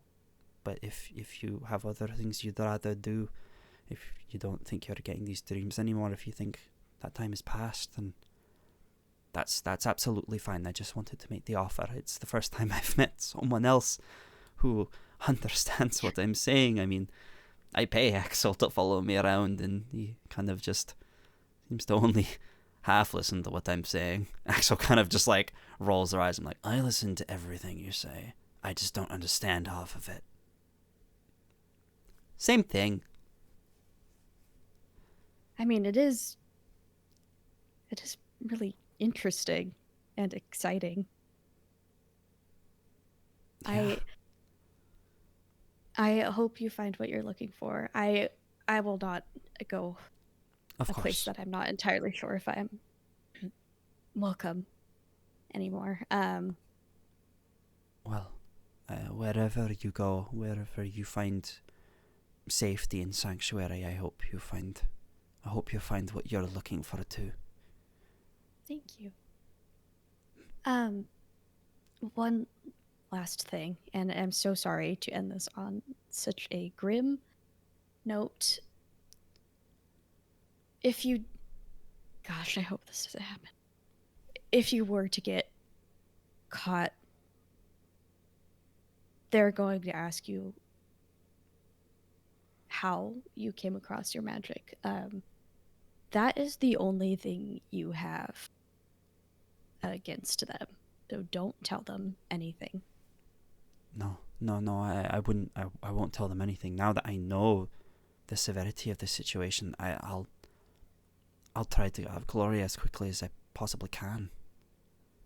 If I'd known, I wouldn't have come here in the first place, so thank you for telling me. I could have walked straight into a trap unknowingly. Gosh, I hope no one else has done that. I hope so too. Please, be safe. I will. I've been trying to expand my magic. It's been a little erratic and all over the place, but I know there's magic that can send messages across distances. If I learn that, I'll try and keep in contact with you even from a distance. If that's okay. Yeah. It would be nice to talk to someone else who understands. Yes, I would really like that. And please let me know if you're ever in need of assistance. I don't know how much I can help, but I could try. Of course, and the same goes to you.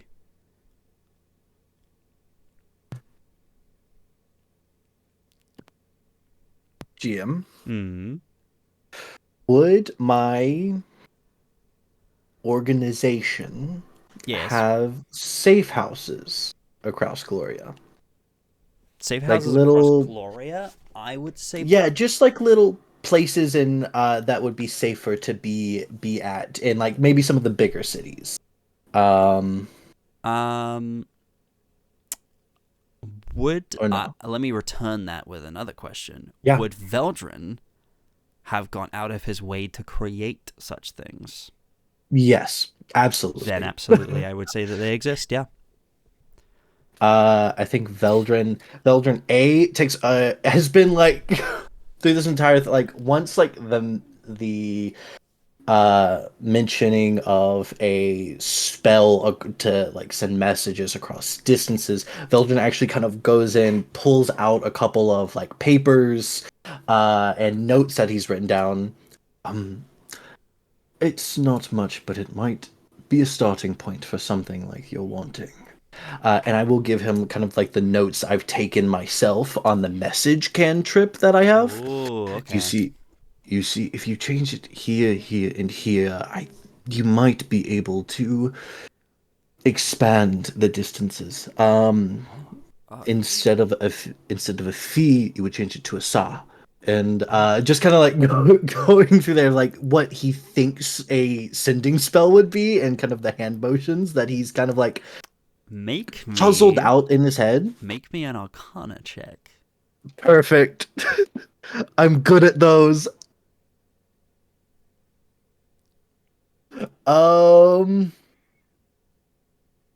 25. 25.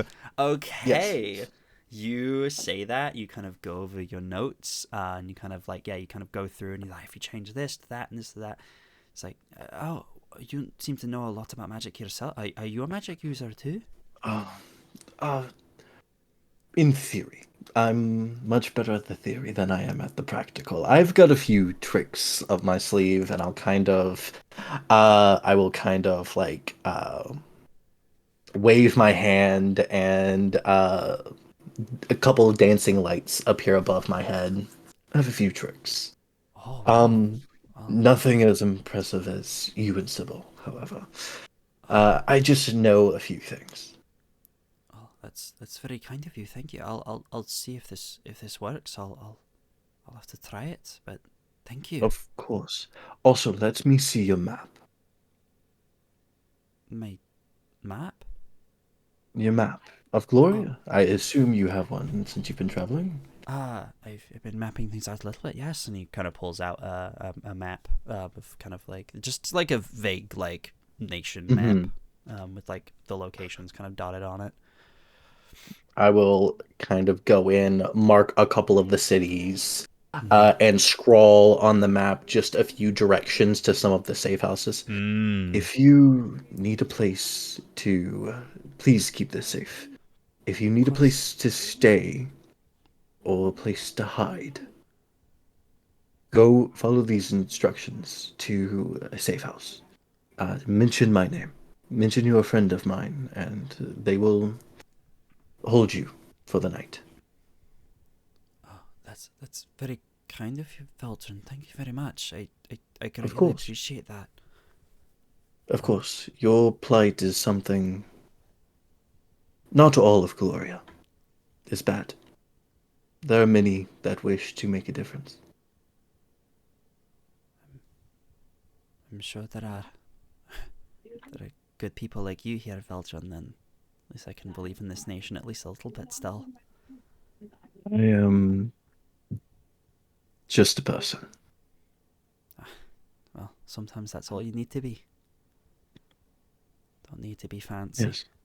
With fancy magic Yes. and all of that. It's still quite impressive. Don't be ashamed of your gifts. Never that. Thank you. You kind of hear, kind of out in the hallway, the sound of someone kind of approaching. There's just like a kind of slight knock at the door. Am I interrupting anything? No, come in. And Axel kind of like steps away from the door and kind of opens it, and you see you see Tessa kind of steps in. It's like these are the sheets and bedrolls that I could find. I was only able to find 2, and obviously the bed is for either of you. You can absolutely share it. Whatever you need.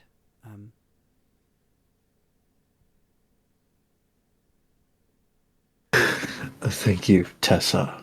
It is very much appreciated. Is Tessa the ill one? No, Tessa is the other sibling. Yes. Her hair more blonde, her skin more kind of yeah. She is fully healthy from what you can tell. I'll take the bedrolls and everything from them. Mhm. Is your sister all right, by the way? She just seemed a little ill, a little under the weather, is all. Oh, she kind of just like smiles like, that's unfortunately a condition that she has. She's had it for a long time now. We don't truly know what it is, but it goes back and forth. It's sometimes it's worse, sometimes it's not. When she has her worst days, she likes to isolate herself. But she's all right. It's just something that she's dealt with for a lot of her life. We don't quite know how it happened, but just slowly over time she got a little ill, and she doesn't let it bring her down. As she shouldn't. And she knows that the gods are always watching over her, so... Yes. She is... I was just curious. Of course, no, Of course. I understand. She understands. She's used to the looks. We are identical twins. She's 3 minutes older, but yes, some notice how identical we are, and then how identical we aren't at the same time. It's a little strange for some, so I understand. Of course. Sorry for intruding. I was just worried about her. No, she's perfectly fine. I understand your concern, though. Thank you. That's very kind of you. Of course, thank you. I'll take the bedrolls, put them in the room. Well, is there anything else that we can do to help? I did have a question, and I'd be fully willing to work for it.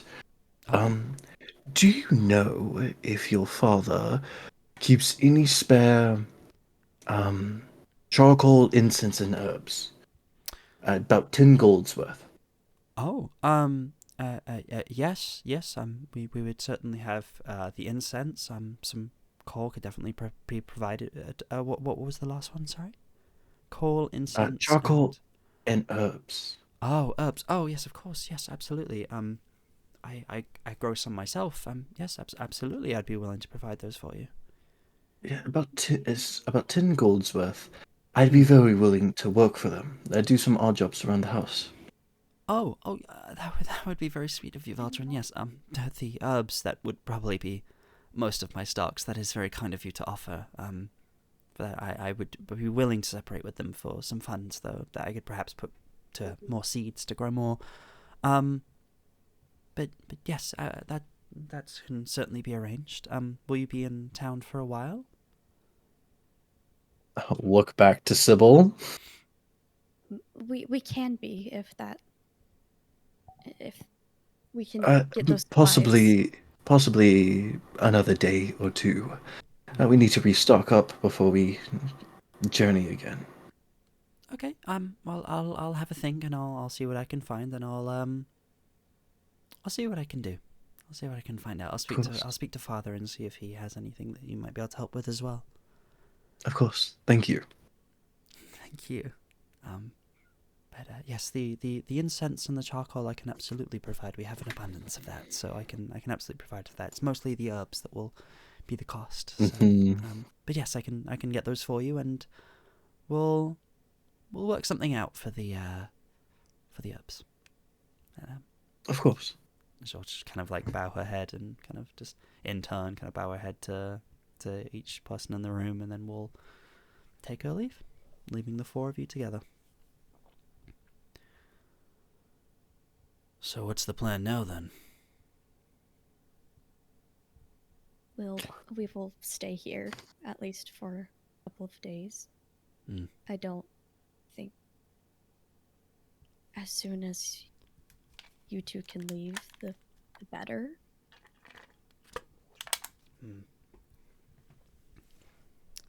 Well, it's a little late in the day to, if we were to leave now, we would perhaps be... It would be more suspicious. Yes, that, and we've already paid for the room for the night, and, well, we would be... there aren't... On our way here, we were quite tactical about where we planned our stop-off points. The distance from here to Mistral City is... well, it's about a week's travel, so I have to be careful about timing, and, well... getting back to the main road usually takes around sort of a day from here, so it'd be better to wait until we can reach the main road. So I'll probably leave first thing tomorrow. I would be careful in Mistral City. It is... I'm always careful. If what Sybil says is true, if the people that are looking for you are paying attention anywhere, it'll be the port city where everyone leaves and comes to.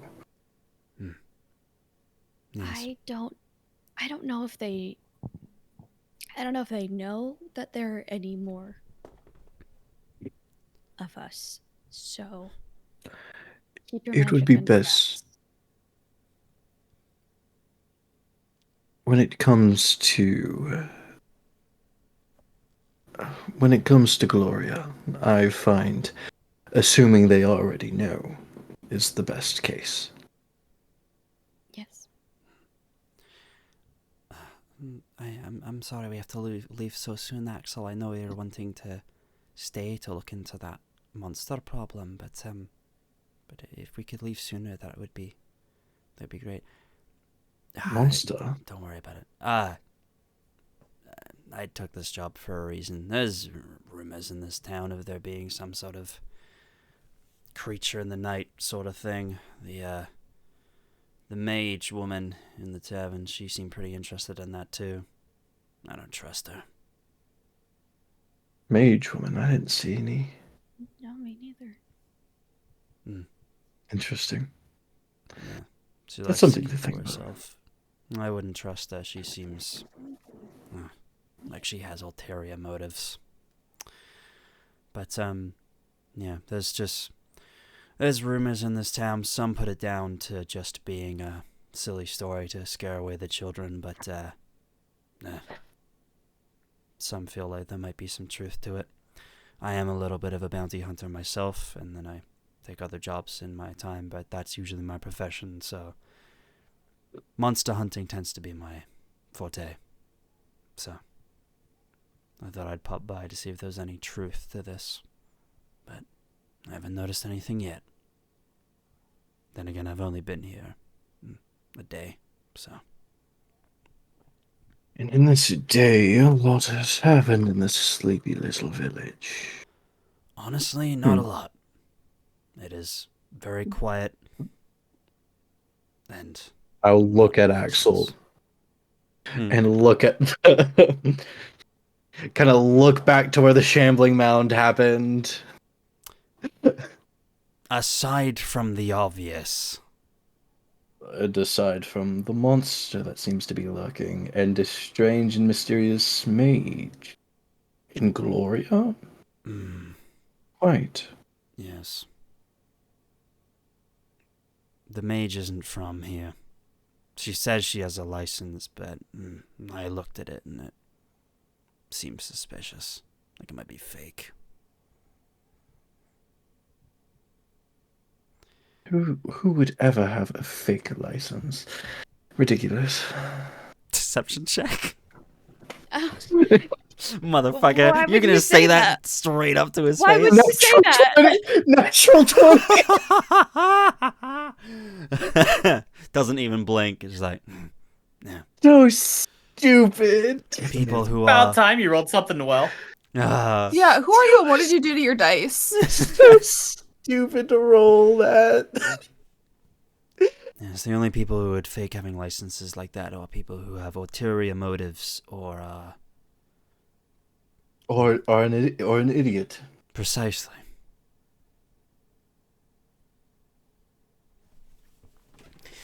Anyway, I'll probably stay here till the morning and then have to leave. My Of course. main priority for this job is to this one. This was more just a side thing. If there is anything going on, I'm sure that cell woman will find it.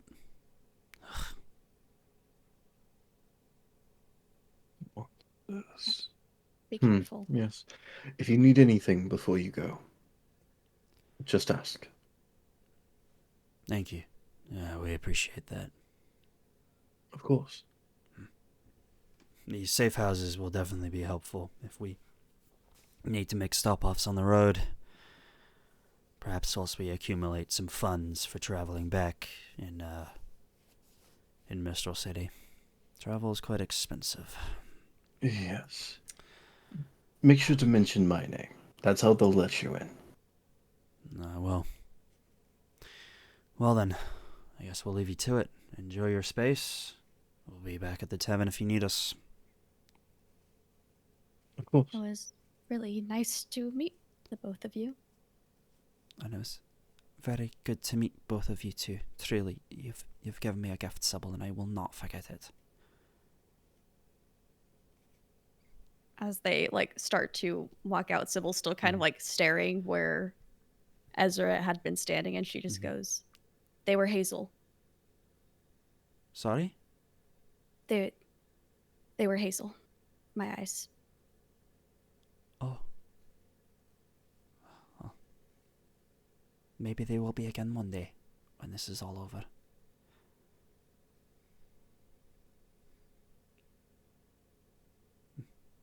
Maybe. I think that purple suits you quite well. It is quite fetching. Or the blue, even.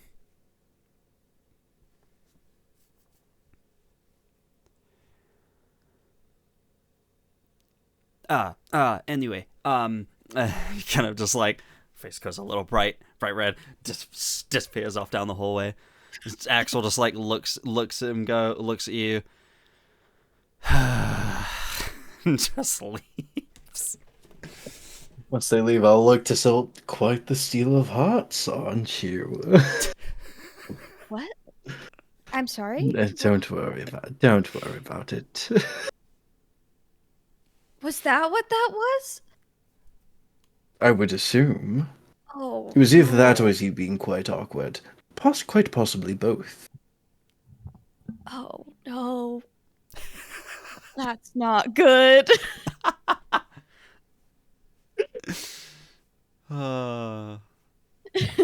Incredible.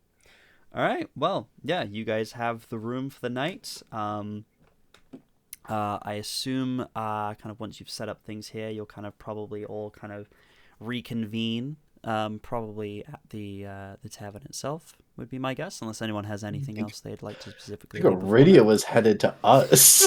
Aridia was headed to you guys, yeah. That's And I very rolled true. to run into Aridia. You go to leave the door. Again. Again. Open the door on Aridia. Well, actually, yeah, no, actually, never mind. I did completely forget about that. Sorry about that. But Aridia, you make your way up to the abbey, and the door is kind of ajar. Would you knock or just step inside? I mean, if it's open, I'll just open it a bit more. Yeah, you step in and you see it's kind of similar to what everyone else saw. You see the few rows of seats seating. You see the small altar. you see the depictions that you would very much recognize of the invasion taking place, and it kind of brings back some memories.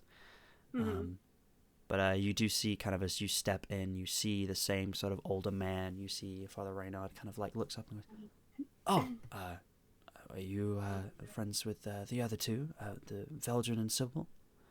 One of their friends?" Yes, I was just looking for them. Oh, yes, they are upstairs currently. They are able to secure a room. That my children will be sharing their own room. But yes, we were able to give them a room for the night. Would you be joining them for that?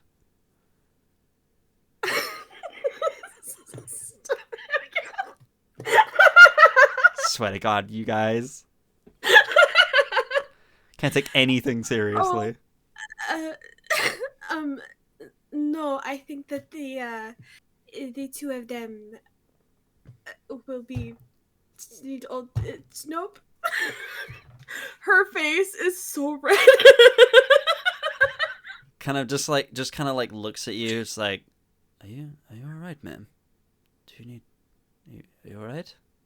Do you need some water? No. No? All right. Well, is there anything I can assist you with, or do you just like to see the two of them? I just needed to just to see them. Right. You would also kind of looking at this man. You would notice, kind of looking down. You would notice the holy symbol that you had recognized as a symbol of Bahamut. Cool. Yeah. Yeah.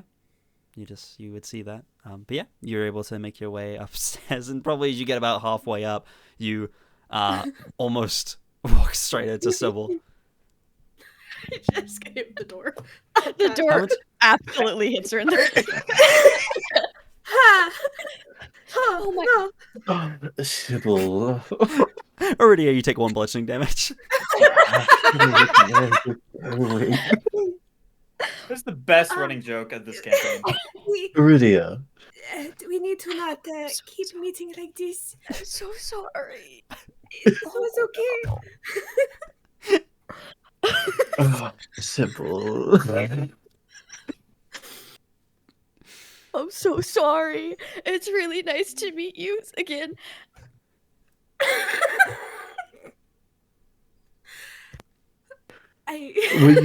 Were you wishing to have the room as well? I don't think either of us would mind sharing.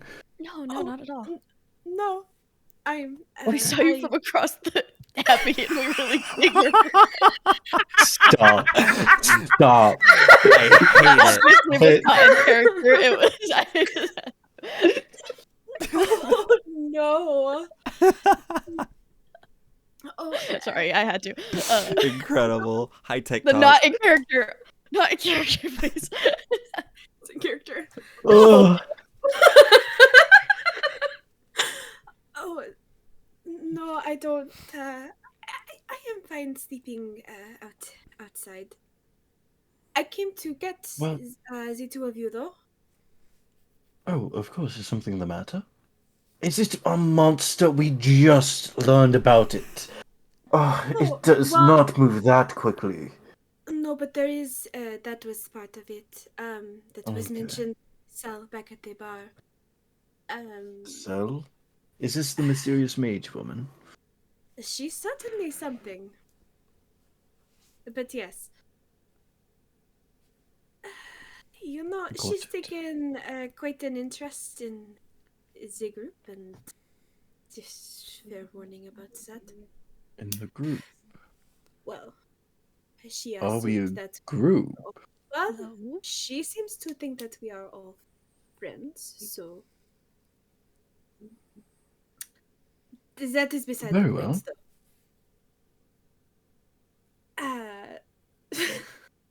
What was his name? Abraham, the farmer. Yes.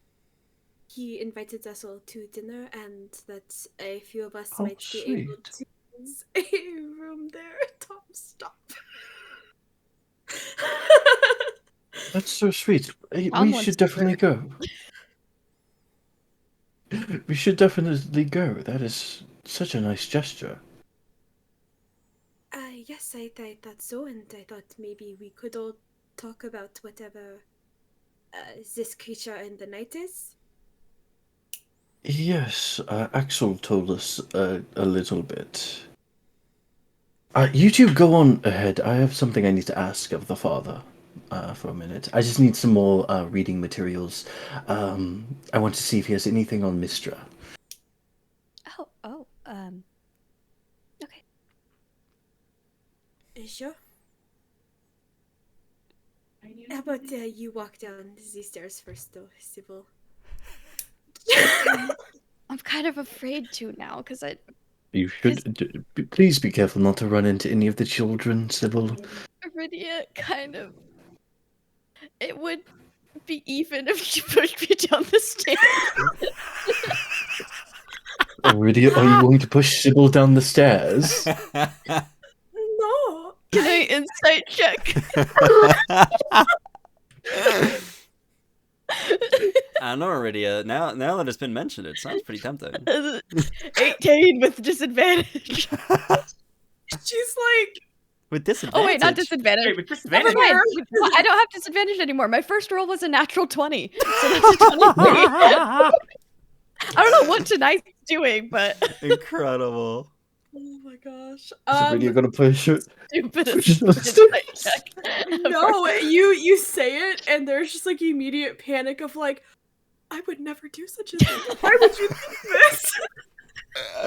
Like the lawful good shining through of like, I would never. Don't lie, you've absolutely pushed Bishop down some stairs before. Okay, that's different. That's different. That's your sibling. That's your sibling. Like, I'll walk down the stairs first. Yeah. I just didn't want you to trip and fall on me. I'll walk down the stairs first. Okay. Yeah, you walk down the stairs, and as you get about halfway down, you see Lilia trying to come up. She's like, "Oh, sorry." And we'll just like walk back down. You're able to go down the stairs. You don't quite walk into her, but sorry, this is just a good bit now. Just gonna keep it going. Gosh dang it. He's just a little clumsy and quirky like that, I guess. Gosh dang it. But yeah, you're able to all make your way downstairs. And yeah, Veldren, you said you were staying behind to talk to the father. yes, I would like to talk to the father, Father Reynard, please. Absolutely do that. Yeah, as you know, the two of you head off towards the tavern. Father, if you have a moment of your time. Yes, of course. What can I do for you, Veldren? It's something of a private matter, if that's all right. Yes, of course. If you have a room for us to speak in where prying ears may not listen. Roll something.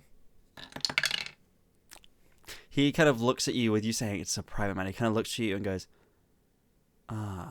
do you have a confession to make, Veldren? Not so gods? much. No? Oh, sorry. Not so much a confession. Ah. I mean, it is a very. You should not apologize. This is a very. Usually when people ask that sort of question, Yes, it's usually it's a what very they mean, normal though. thing to think. There's a quite normal thing to think, especially with no sexual undertones, like someone would imply. That's not in character. That's Jay. That's Jay directed to the rest of the party that was going. God damn it. I know a little bit about an illness. Oh. I see. Kind of like looks off to the side, kind of like to the stairs where Lilia's just kind of gone upstairs. Like, Yeah, I definitely Yes. said it quietly so Lilia would not here. You perhaps know more about my daughter's condition? Possibly. Hmm. How long has she had it? It's been many years now. She's 20 years old now. She's had it perhaps maybe since she was 13, 14. Young age. It's been a while. Many years. It just came one night. We thought it might be some sort of curse, but we don't know, truly. I think you might be on the right track. I think it is a mixture of a curse and a disease. A friend of mine, back in Cornucopia, possesses the same illness, the same black veins. I see. Has she had any bouts of sleepwalking? Quite often, actually, yes. Does she seem different during these times? She used to, but when this happens, she tends to isolate herself downstairs. She'll wake up in the night and she'll make her way. Sometimes I hear her, and she'll walk downstairs and she'll make a place for herself in the basement and will only come out in the morning. Yes. Has there been any screams? Screams? No. Not of pain, but of... It's hard to describe. Oh. A haunting sound.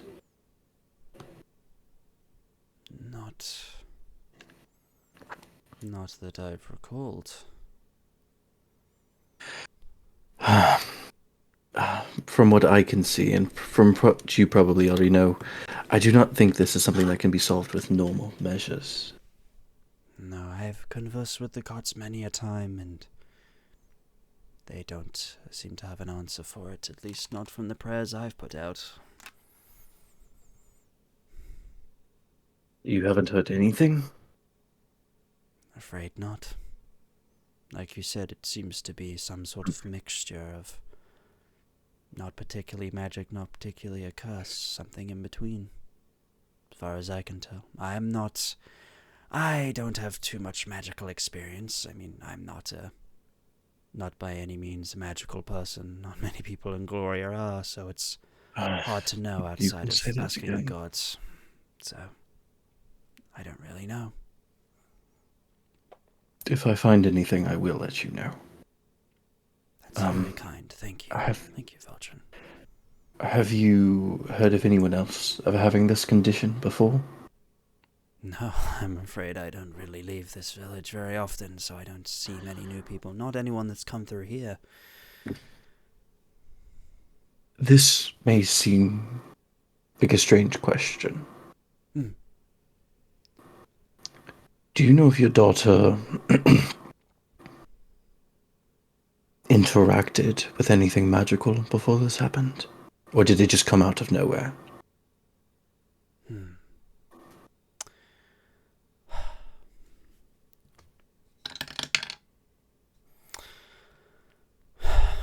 Not that I recall, no. It seemed to just happen. It's very strange. She was very young at the time, and it started out as what I thought was potentially a bruise, and then it seemed to grow, and her skin started graying, and then her hair started falling out, and she doesn't like talking about it. And coughing. Yes, the sickness. That's why I wanted to ask you. I did not want to.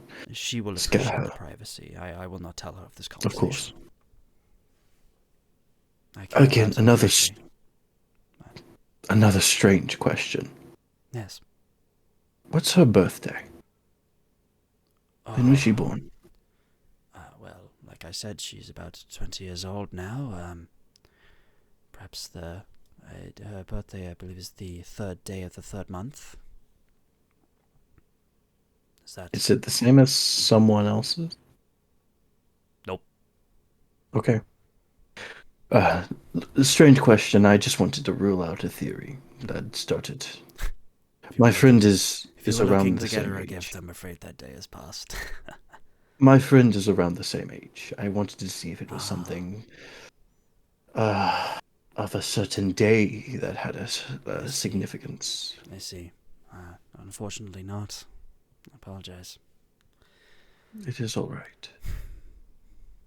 Thank you for the information, Father. Of course, Veldren, you're always welcome here. Thank you. I will send word if I hear of anything, and keep a lookout for you. I will, I don't quite know how I would contact you, but if I were to ever learn anything, I would hope to share the same wisdom with you if you pass back through here. I can possibly send you messages through a friend. When she's having a bad episode, one of her bad days, Yes. do not let her around people. She chooses not to be. When she has a worse day, like I said, she tends to isolate herself. You need to make sure that continues to happen. Why is that? For her own sake. It is just to make sure, Father, for her sake and everyone else's. All right. I'll be sure to do so. Kind of almost seems a bit confused at that, but yeah.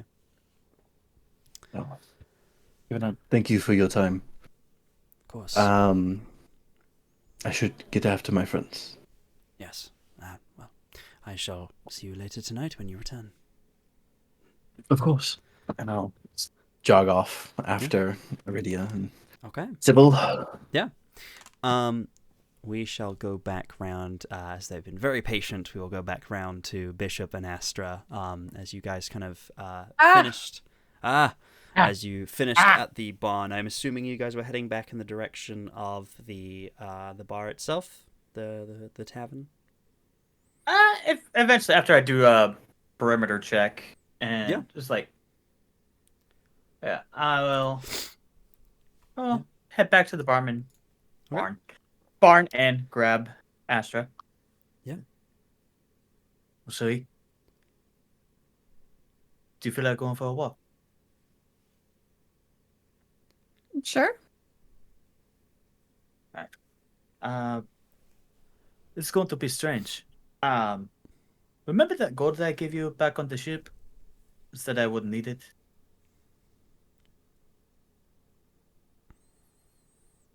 Astra would have refused. You. Yeah, and I would have slipped it in. Just snuck it to her. Mm-hmm. Oh, wait. I just outed myself, didn't I? Yeah. Astra, you check your pocket, and I there think are you did. coins there. Yep. Coins that were not there before.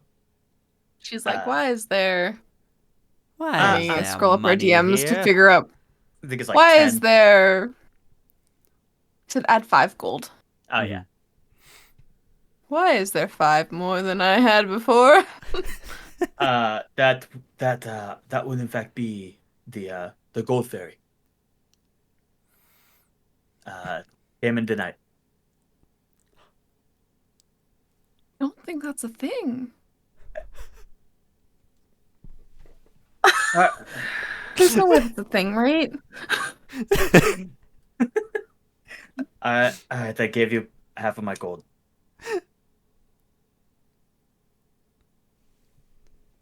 Anyway, hold on to it, but follow me, and I will start leading Astra into town. Okay. Can I find like a general store? You could look for one. There isn't one here. It is a small village. They basically kind of make all the things they need between them. It is very much a kind of like small community. There's not really need for a general store, so there isn't one. Okay. In that case, people walking by on our way after not finding a general store.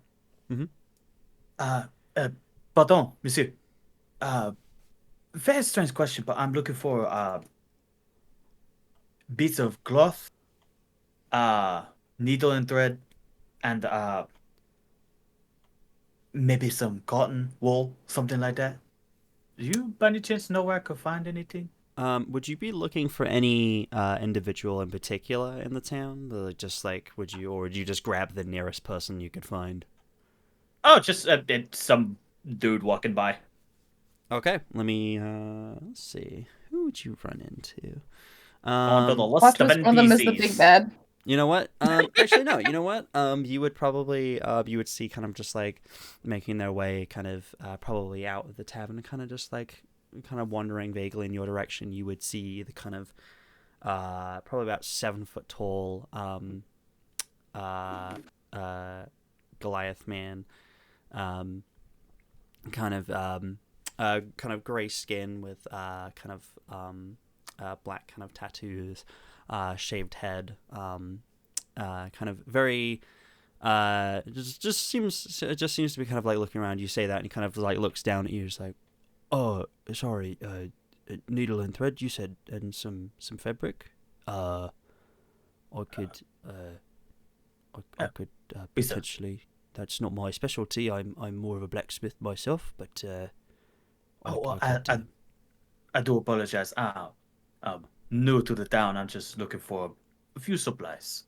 Oh, I could certainly sell you some of my personal stock. I'm a blacksmith by trade, but I do enjoy a little bit of crochet every now and then. So I do have a few supplies for that sort of thing. That actually might be even better. What are you trying to make? Are you a fellow craftsman? Kind I'm of. so confused. Monsieur, question. What's your favorite color? My favorite color? Yeah. Blue? I'll meet you back at the bar. Oh, like your wonderful dress. It is very beautiful, by the way. It's very nice. It would still be white. What time of day is it? Oh, yeah, you're right. Yeah, no, it's daytime. Never mind. He wouldn't say that. Yeah. All right. I'll meet you back at the bar. And I'll just look back to the Goliath man. It's like, if you by any chance have made perhaps a blanket that's blue, my companion of mine does not really have the best sleep supplies. No, trying to get her a blanket. I did make one actually a little while ago. It's might be a bit big for her, as I made it for myself, so it's a little on the bigger side. But yes, I'd be willing to sell that to you. Yes, only for a couple of silver, but you know, just for my time. Appreciate it, and I'll take the 5 gold I gave Astra, and I'll just put it in his hand. Oh, honestly, that's a little bit more than a few silver, friend. True, but it do mean a lot to me, and I'm very thankful. It is honestly. Thank you. Oh, it's the least I could do. Especially this was coming from something you were personally going to use. It is the very least I could do to make up for your time. Oh, that's very kind of you. Thank you so much, friend. I truly. What is your name, sir? Oh, my name is Bishop. Bishop. Oh, it's very lovely to meet you, Bishop. Eventually, and what's your name, mon ami? My name is Noah. Noah. It's very nice to meet you. Lovely to meet you, sir. If you ever need anything from a blacksmith, I could certainly pay for some of it. Pay it forward, you know. We greatly appreciate it. I would definitely keep you in mind. I don't have much in mind just yet, but I would love to see some of your work. Oh, that would be very nice. If you're in town for a little bit longer, I'd be more than willing to give you a lovely tour of my shop. No, I think that sounds like a great idea. I think we might be in here for a few more days. That would be very good. Well, I will see you soon then. I'm heading back to my shop now, so got a few projects to work on. I'll bring that blanket to you. Are you going to the tavern? Yeah, I'll be at the tavern with a few of my companions. Right, I see. I'll meet you there then later. Sounds like a plan. Thank you again. All right. Thank you. And yeah, he'll go to leave. Now, run to catch up with Astra. As Noah kind of like steps kind of past you, standing directly behind Noah, you see a familiar face of your imaginary friend, shall we say, as no one else can see them. You see this woman with kind of dark black hair, graying skin, gold and black and gold kind of metal draconic armor, staff in hand, kind of just like appears kind of in the space, kind of almost like stepping out of his shadow, kind of just like looks at you and goes, "We cannot waste time here." We cannot. But there's something going on here that smells. There is. Your I don't sister. like it. She holds the catalyst. She has what we need.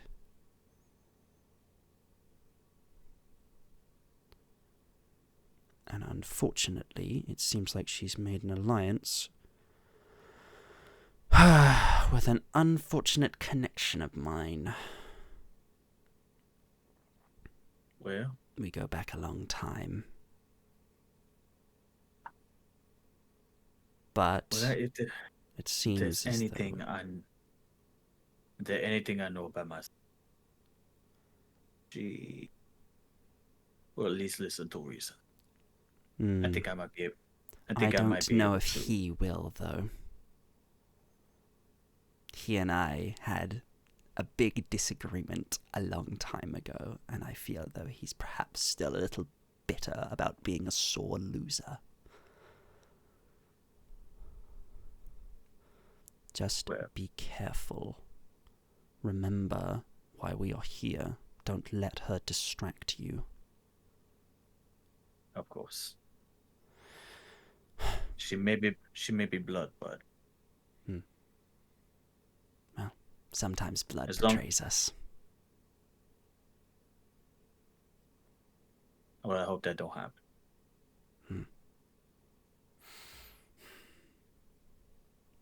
Besides, I think something going on at that barn that I think I might have a plan for. I think you'll get a kick out of. Well, like I said before, may not have to take it from her directly, but you cannot let it out of your sight. What she has, what she possesses, is the quite literal key that we need. I definitely talked. If we can at least get a closer look at it, we'll know what state it's in. I fear for the worst, but we'll at least know what we're dealing with. That I can definitely. Good. Who knows? Good. Maybe if I'm able to talk to her and see her, get her to see reason, might get us an ally. That would be good. Soon, if I get a chance to talk to. I knew I chose you for a reason. And she kind of just like, almost like cups your chin with her hand, with like her gauntleted hand, kind of like lifts it a little bit. So. It kind of leans into it a bit, just to... Yeah. No. I'll get it done. Good. Good. You will be rewarded, as you already have been. And yeah, she'll just kind of like steps past you, and if you look back, she's no longer there. Yeah, then you're able to head off and catch up with Astra, and that would probably be around the time that the others probably make their way back as well, as the group of you all head on back into the tavern. So it is getting towards sort of early evening. The dinner that you have been invited to will be relatively soon. But you do have some time to mingle, chat, catch up, speak to any NPCs you'd like to speak to before then, if you have anything you would like to do. If it's getting to early evening, Astra's dress probably won't look white anymore, per se. Mm-hmm. It's probably more of like Is it blue and black instead of white and gold? You motherfucker. There are words I wanted to say, but I cannot say them on stream. You know what? No, it's fine. I hate you. Anyways, it's definitely shifting to more of like a lighter blue. And then as the evening progresses, it's shifting to like a deep blue. Yeah. Mm-hmm. Yeah. So sorry. Very cool. Are you though? I think we all know the answer to that question. Yeah. The answer's no. That's what I wanted to say. I would go up to Astra and Bishop, actually. Okay. As we all enter in, it's like, just so you know, apparently there's something of a. They say that it's a. They say that it is a story, a fairy tale meant to scare the children. These things are usually found in a lot of truth. However, apparently there might be a monster running around. Just Killed one. something to a different one, some kind of beast. You know about this beast? I do not. Axel Inside had mentioned check. something. Yeah, go for it. Axel had mentioned something about a bounty. Mm-hmm.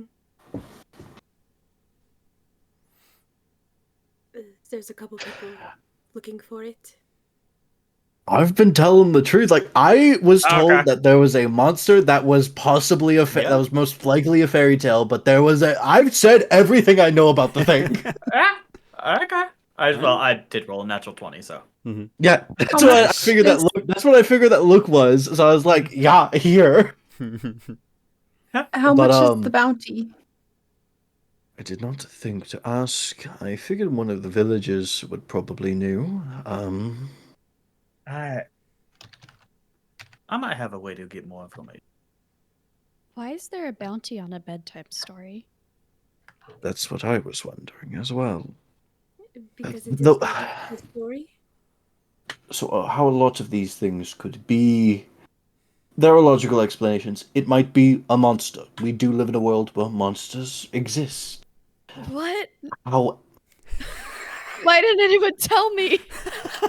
Abigail, I'm gonna fight you. Fight However, it I'm may pretty just sure you be... just saw one about maybe 2 hours ago. It may just also be wolves or bears in the woods. Coyotes. There are reasonable explanations. However, I tend to plan for the worst, hope for the best. Maybe it would just want to talk. That it definitely will be something. If it's a monster, they tend to have some form of sentience a lot of the time. So it is possible, actually. It is not a bad idea if that is the case. Even wolves can be reasoned with. You just have to supply what they need and lure them away. I like talking to animals. Werewolf?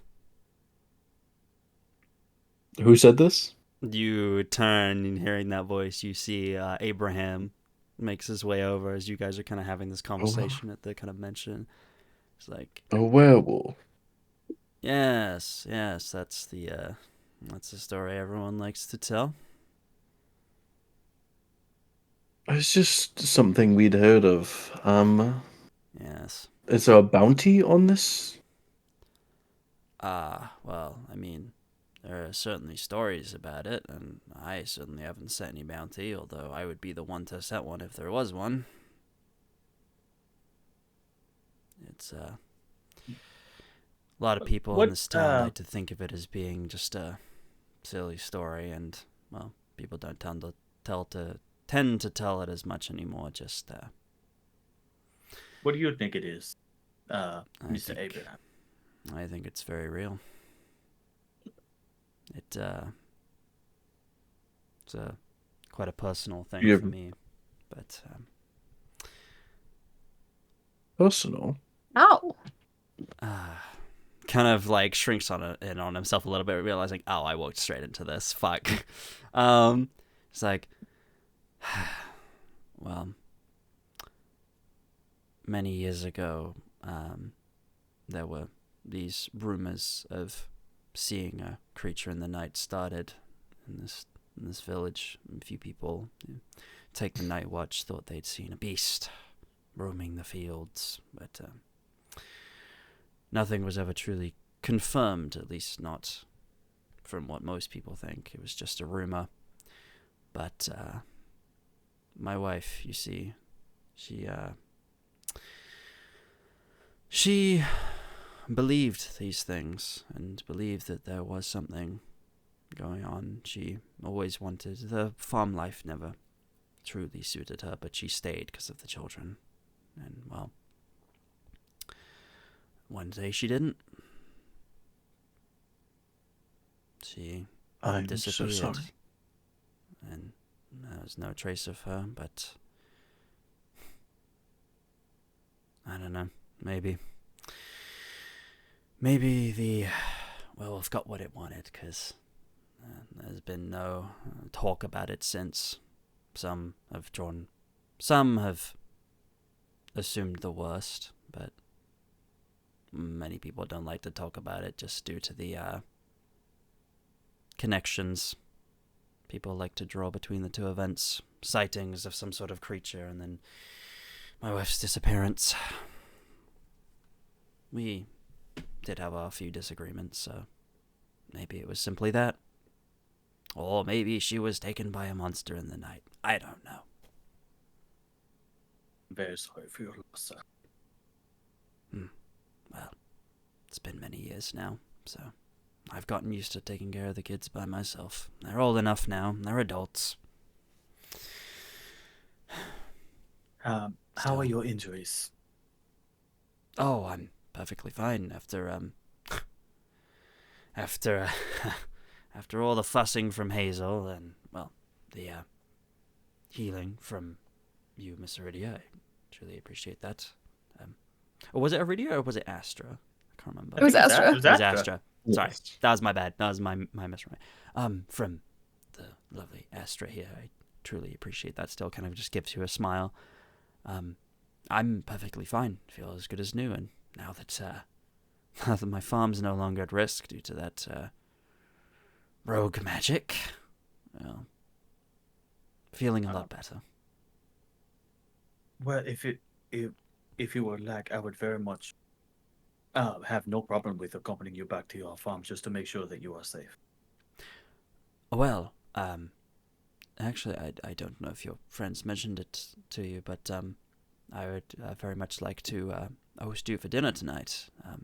My children and I would be very it would do us a great honor to have you in our house after you did so much for us, and we have a room that we can offer as well for some of you. It won't be able to fit everyone, but perhaps 2 or 3 of you might be able to take the room. And So very kind of you. yes, Thank you. I So- of course. if it's all right with you, I'm perfectly content with staying in the barn. I don't need much for sleep. Oh, well, it's a little run down. You see, lots of holes, lots of it's not particularly warm in there, so I would feel bad leaving you out in the cold like that. That's perfectly fine. I don't really. The cold doesn't bother me. In fact, I would much rather sleep under the star. Oh, well, if that's what you wish, then absolutely. If the rest of you would like the house, then yes, you may take it, absolutely. But both are offer if you don't mind the cold.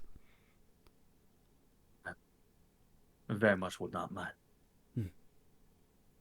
Right.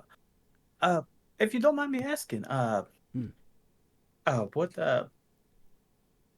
who plan on doing the cooking? I'm a bit of I dabble a bit in culinary bits. Oh, And well. just look to Aridia. Don't you stay a wood. Kind of looks back and forth between the two of you. It's like, usually, Frankie is quite a good cook. He's my son, and, well, Lisa likes to help with, the herbs and such, and I dabble, but, I'm mostly the one on the collecting of the food. And they're the ones who like to prepare, but I'm sure if you wanted to, I'm sure they would appreciate some assistance. If I would have a blast doing that if you do not mind. well, we should probably leave quite soon then. Dinner is currently being prepared, but I'm sure you'll be able to assist in some way. Kick Bishop under the table. just stares daggers at Aridia. Just Yeah. Well, yeah. In that case, yeah, you can head off with Abraham over to the house. Would anyone else go with at this point? Or do other people have other things they would like to do? I'd probably go with. I would like to look around the tavern. Is anyone like? I'm mostly what I'm looking for. I'm looking for Cell of this like mage person that's been described to us that Aridia said had a vested interest in us. You as a group. look around, and you don't even need to make a perception check. You see, definitely kind of looking over her book. You see, no, I'm saying you don't need to. It's very obvious. You definitely see the prying eyes, almost like glowing blue across the room of a woman kind of sat in the corner, black dress, kind of pale skin, dark kind of eyeliner around her eyes, a big kind of witch's style hat on her head, with a book kind of in hand. Seems to just be watching you, kind of just with a hand kind of just wiggling back and forth, kind of almost like she'd be running a coin between her fingers, but there is no coin. Kind of just watching curiously, kind of head turned to the side a little bit. You catch her eye, and she kind of just smiles a little bit. It's a little bit unnerving. Oh, I wanted. Do I do something? I see you looking. Aridia just like gives one nod in confirmation of like, yep. Yep. Eyes flick from Aridia back to Cell. I would like to make a symbol with my hands. Okay. In thieves' cant. In thieves' cant. Okay. Just curious. I'm just curious. What's See the if symbol you're making? What are you trying to say? It basically means. I didn't think this far ahead. Yeah. It's basically like a question of. It's like a question of. Basically, is something the matter? Oh, you're basically kind of reaching out, being like, "What's up? What you?" Like what? Like why is the What's your attention deal? on us? Essentially, why is the attention on us? And kind of just like turns her head to the side, doesn't respond. You don't know if she's understood or not. Can I make an insight check to see if she's understood? Sure. From this distance, I would say it would be disadvantage. because she's kind of hiding I her don't face need a little bit. I don't need disadvantage. It's a 4. Yeah, you have no idea. She is mysterious. Mysterious goth lady. I don't like her. She worries me. I do. Okay. Yeah, I'll walk off with the rest of the group though. Okay. Yeah. She just Oh, walks is I'll the rest kind of of the group like- coming? I think so. Yeah. unless I kind anyone of else like is walk doing up. anything else. I'll kind of walk next to Aridia. Mm-hmm. She was watching us. She has been the whole time that we have been here. Very interesting. She knows quite a bit. She's from Ashenvale. Ashenvale. Mm-hmm. Interesting.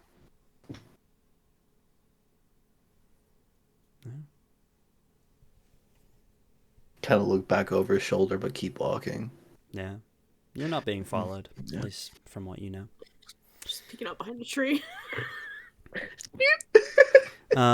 Yeah, you all make your way to the farmhouse, and you're able to make your way inside. And I think with I was just gonna ask, can I pull Abraham aside as they're walking in? sure, yeah. Yeah. Excuse me. I just have a quick question. I was doing a perimeter Yes. check after we took care of that grassy plant thing. I just wanted to ask you your opinion on something. Yes. I'm gonna lead him around the barn out of sight. Okay. And What are you gonna do to this I'm poor going to- man? I'm going to pop my form of dread and pin him to the wall. Oh my god. Okay. All right. Cool. Yep. Yeah, you do that. You turn the corner, you take on your form of dread. You turn, you see his like face turns white. He's like, what are you? And you just like grab him and like pin him to the side of the wall. I'm the one who gonna be asking some question. What do you want from me? manacles. Answers. Especially if we're gonna be staying here.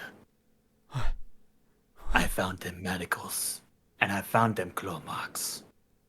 What? Now I want you in the barn. Now I want you to be very truthful. The only reason you're not skinned alive right now is you've been kind. I don't know what you're talking about. Inside check. Go for it.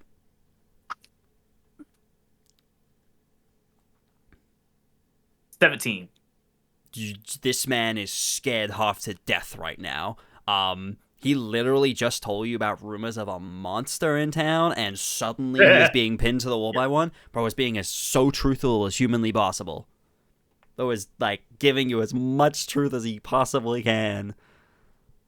He is being truthful through and through. Awesome. Well, look like you're not lying, so I'll give you that. Turns out, in your barn, behind the furthest pile of hay, there be claw mark, and there be shackles. I don't know anything. I don't know anything about any claw marks. I don't know anything about any manacles. Please don't kill me. Please. I have children. Please don't kill me. I don't know what you want from me. I tell you, all I wanted were answers. And I gave you answers. I don't know anything about any claw marks or any manacles. I don't know. You did, and I appreciate that. I am thankful. You have given people I care about a place of safety. And for that, I will keep your place safe.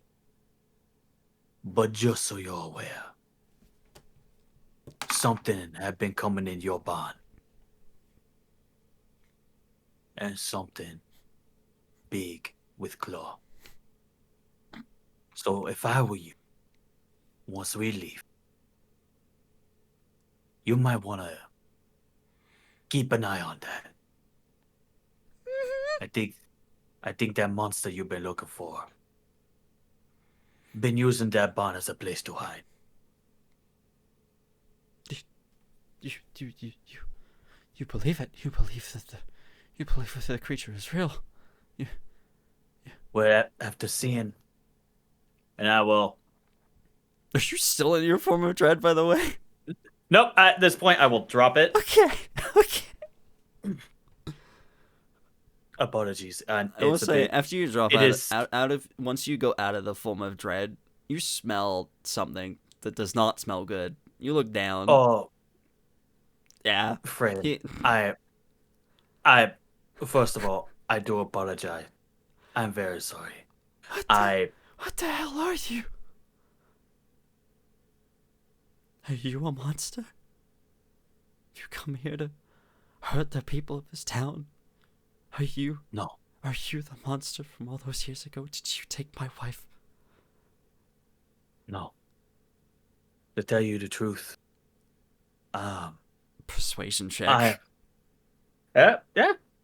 You listen. He just told you a rumor about a creature that came in the Yeah. night and killed people. I'm aware. And it was never confirmed. He believed it to be real, and then you just did that. Just for funsy onesies. Okay. 30 with the natural 20. Okay. Damn. Okay. Shit. Yeah, he seems to believe you. He seems to have no choice but to believe you right now. Yeah. You have been very honest and straightforward with me. I am going to be very straightforward and honest with you. I am from Phelan, long ago before the calamity. I left, went to Ashenvale, was murdered, was in the ground, dead for about 150 years. And magic being brought me back 2 weeks ago. Bishop. You hear her voice. She's you don't turn to see her, but you hear her voice right next to you. She's like, "You scared this man half to death. Leave him alone. He doesn't need to know anything. He's worthless." And he don't, in my head, and he don't know anything. But you're telling him things that he doesn't need to know. This could cause problems. You're being rash. Don't throw away this opportunity I've given you. I'm not throwing anything away. His fear will keep him silent. I'm just, and out loud, I'm just here to make sure that whatever I found at the barn is not going to come after those I consider my friends and companions. And being that this is your barn, I just wanted to address the situation at the room. I apologize for Whatever happened to just asking? Whatever happened to just asking a question? What happened to? What happened? I will put 2 gold in his hand. I do apologize. I don't think that's gonna be enough therapy. I don't think I'm gonna be able to pay for enough therapy with this. Well, look on the bright side. I don't have to go into your house. This? Yes. I don't have to go into your house anymore. And I just walk into the barn.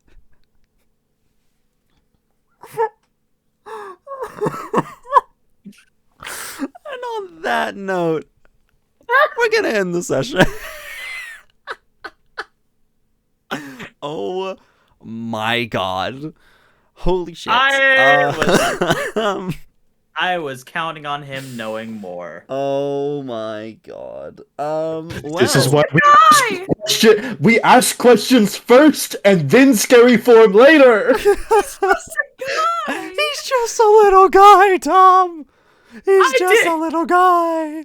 A little guy who has claw marks and manacles in his Questions barn. first. I Questions first. What did Veldren just say? There could be logical explanations for this. And that logical explanation was he knew something. There's claw marks and manacles in his barn. And werewolves aren't all bad. We, Yeah. you know, we could have this discussion all night, but we don't have time Yes, for that. yes, so yes, I want to yes. say thank you all, everyone, for watching. Thank you for all the amazing people who've come in today. All the raiders, you guys are incredible. Thank you so much. All the new follows, you guys are incredible. Thank you so much for all the love and support on this show. If you are new here. If you are new here, we will go around and we will introduce ourselves as we do when you can find us all and all of that. And yeah, we will go in overlay order. So we will start with the wonderful Jay. I don't like it here. Why do I gotta go first? But hello. Howdy. My name's Jay. You can find me at most of my socials. You can find me at most of my socials at Sequo, Sequo. Unless it's Twitter, then it'll be Voice of Jaca, Jaca. I'll be here every other Wednesday. Who knows? Might run some one-shots, might not. No one's decided that yet. And you can find me here where I'm just a little guy. Hell yeah. Incredible. Just a little guy, you say? Abigail. I'm gonna pass it on to Pingu right now. Okay. Thank you. Hi, I'm Jet, also known as Cause Pingu, all over the internet. Yeah. You can also find me next weekend on R4C stream for Rolling for Charity.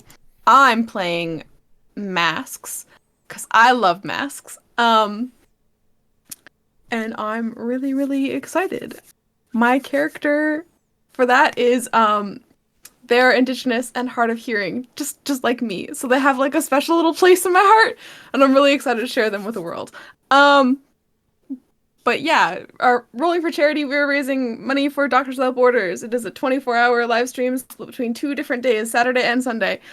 Next Saturday and Sunday. But yeah, that's where you can find me. And here every other week.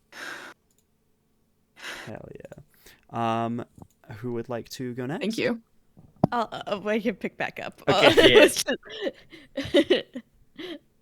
Hello, everyone. I'm Abigail, also known as Abigail the Nerd, and you can find me under Abigail the Nerd on all the things if I ever do post ever again in my life. And I will also be there for Rolling for Charity. I will be in Rebel Scum, where we're going to be playing a Star Wars game, and I will be playing Liren Karn, the second Cluehorn of the Figrin Den and the Modal Nodes, aka one of the Cantina band members. Yes.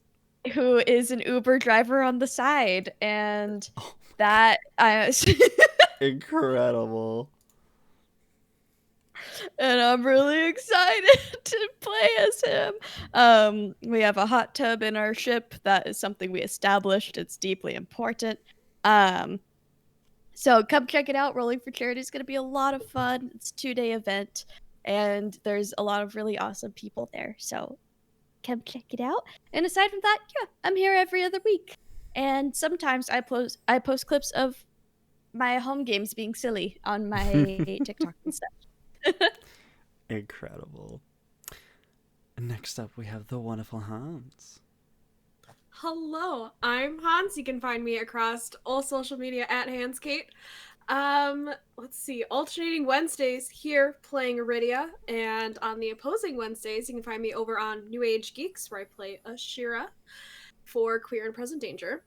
And then, because you guys were so amazing and we hit our 500 goal for our Thirsty Sword Lesbians a couple weeks back, we'll be having a second session with our Thirsty Sword Lesbians group for Logomancy's Roll for Wishes, which is fundraising for Make-A-Wish International.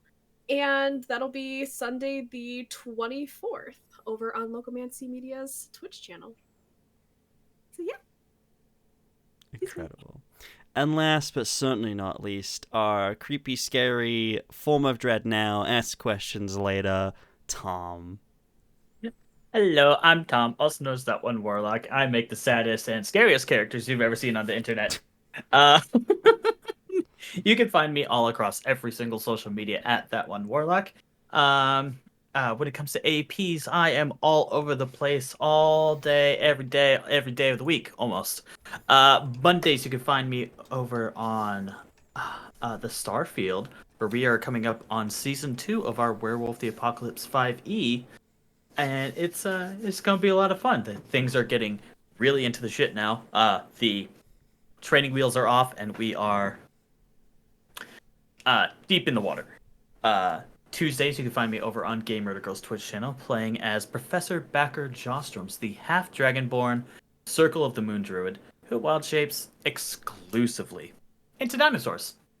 Love him. He's amazing. And then here, every other Wednesday, you can find me being the spooky, creepy, caked up twink that is Bishop Dracum. The undead Zirconic Sorlock.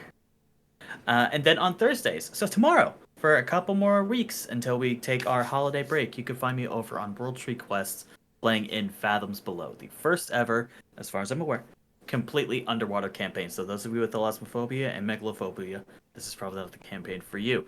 But you can find me there playing as everyone's favorite underwater twink, Ariel the Sea Witch, who probably gonna get locked in jail tomorrow. So that'll be fun. Not his fault. Not his fault. It is not his fault. Uh-huh. No, the more you it's say it, true. the more I believe it. It's true. The paladin and the cleric started a bar fight. Love that. Love it. Yep. Yeah, that's where you can find me. Wonderful. Now, And B, tell these lovely people where they can find you. Yes. And I have been your wonderful GM of the night. I am B. You can find me at Bender's D&D on TikTok, Instagram, and YouTube. You can find me, obviously, here every other Wednesday running Tales of Agius. You can find me tomorrow over on the twitch.tv/Madloon channel for our last few episodes of Part 2 of Dungeons and Demigods, our Percy Jackson D&D campaign. It is wrapping up. Things are getting pretty crazy and exciting. I play a very Aries-coded child of Aphrodite over there. It's a good time. Maybe an old character of mine might show up at some point soon. Who knows? We'll see. But yeah, we are wrapping up into our final episodes there. So yeah, come check us out tomorrow. You can also please go check out Era 313. It is our wonderful sci-fi radio drama. Which all 8 episodes of the show are now out. You can find it on Spotify and other platforms as well. All your podcasting platforms, it's on there. Apple Music, YouTube Music, I believe it's YouTube Podcasts, I believe it's on as well. It's on a lot of those. So please go check it out. We work really hard on it, and if you enjoy it, maybe maybe we'll do more. Who knows? We'll see. But yeah. Thank you guys so much for being here and for watching and for hanging out. We really appreciate it. Thank you for all the support. Again, from all the raiders, all the lovely people that are here, who have been here throughout the stream. You guys are great. And yeah, let's stick around to share the love a little bit. We are going to raid over to a wonderful friend of ours, Funkmaster Nacho, as they're currently live. They're playing some Zelda. So let's pop a raid over there. If I could spell their name correctly, which apparently I can't. Before we go, yes, just very quickly, just a very simple thing before we go. Mm-hmm. All of us here know the world is scary, but you are loved, you are supported. Yes, we love you so very much. Yes, it is a very interesting time in the world right now, but just know that this is a safe space where you can always feel safe and enjoy some fun times. We love you all. If you want to come hang out with us in the community Discord, there's links in chat to the Dice&Autism Discord, where we talk about Tales of Agius. We talk about Hero U, one of our other campaigns that we did that we'll maybe get a season 2 at some point. And also our flagship campaign, Rumours, which will be returning in January, hopefully, fingers crossed. But yeah, thank you guys so much. I believe I've spelled the name correctly this time. I have. Yes, we're going to go over to Ryan and pop a raid over there. So thank you guys so much for hanging out, for enjoying, and we will see you guys very, very soon. Love you guys.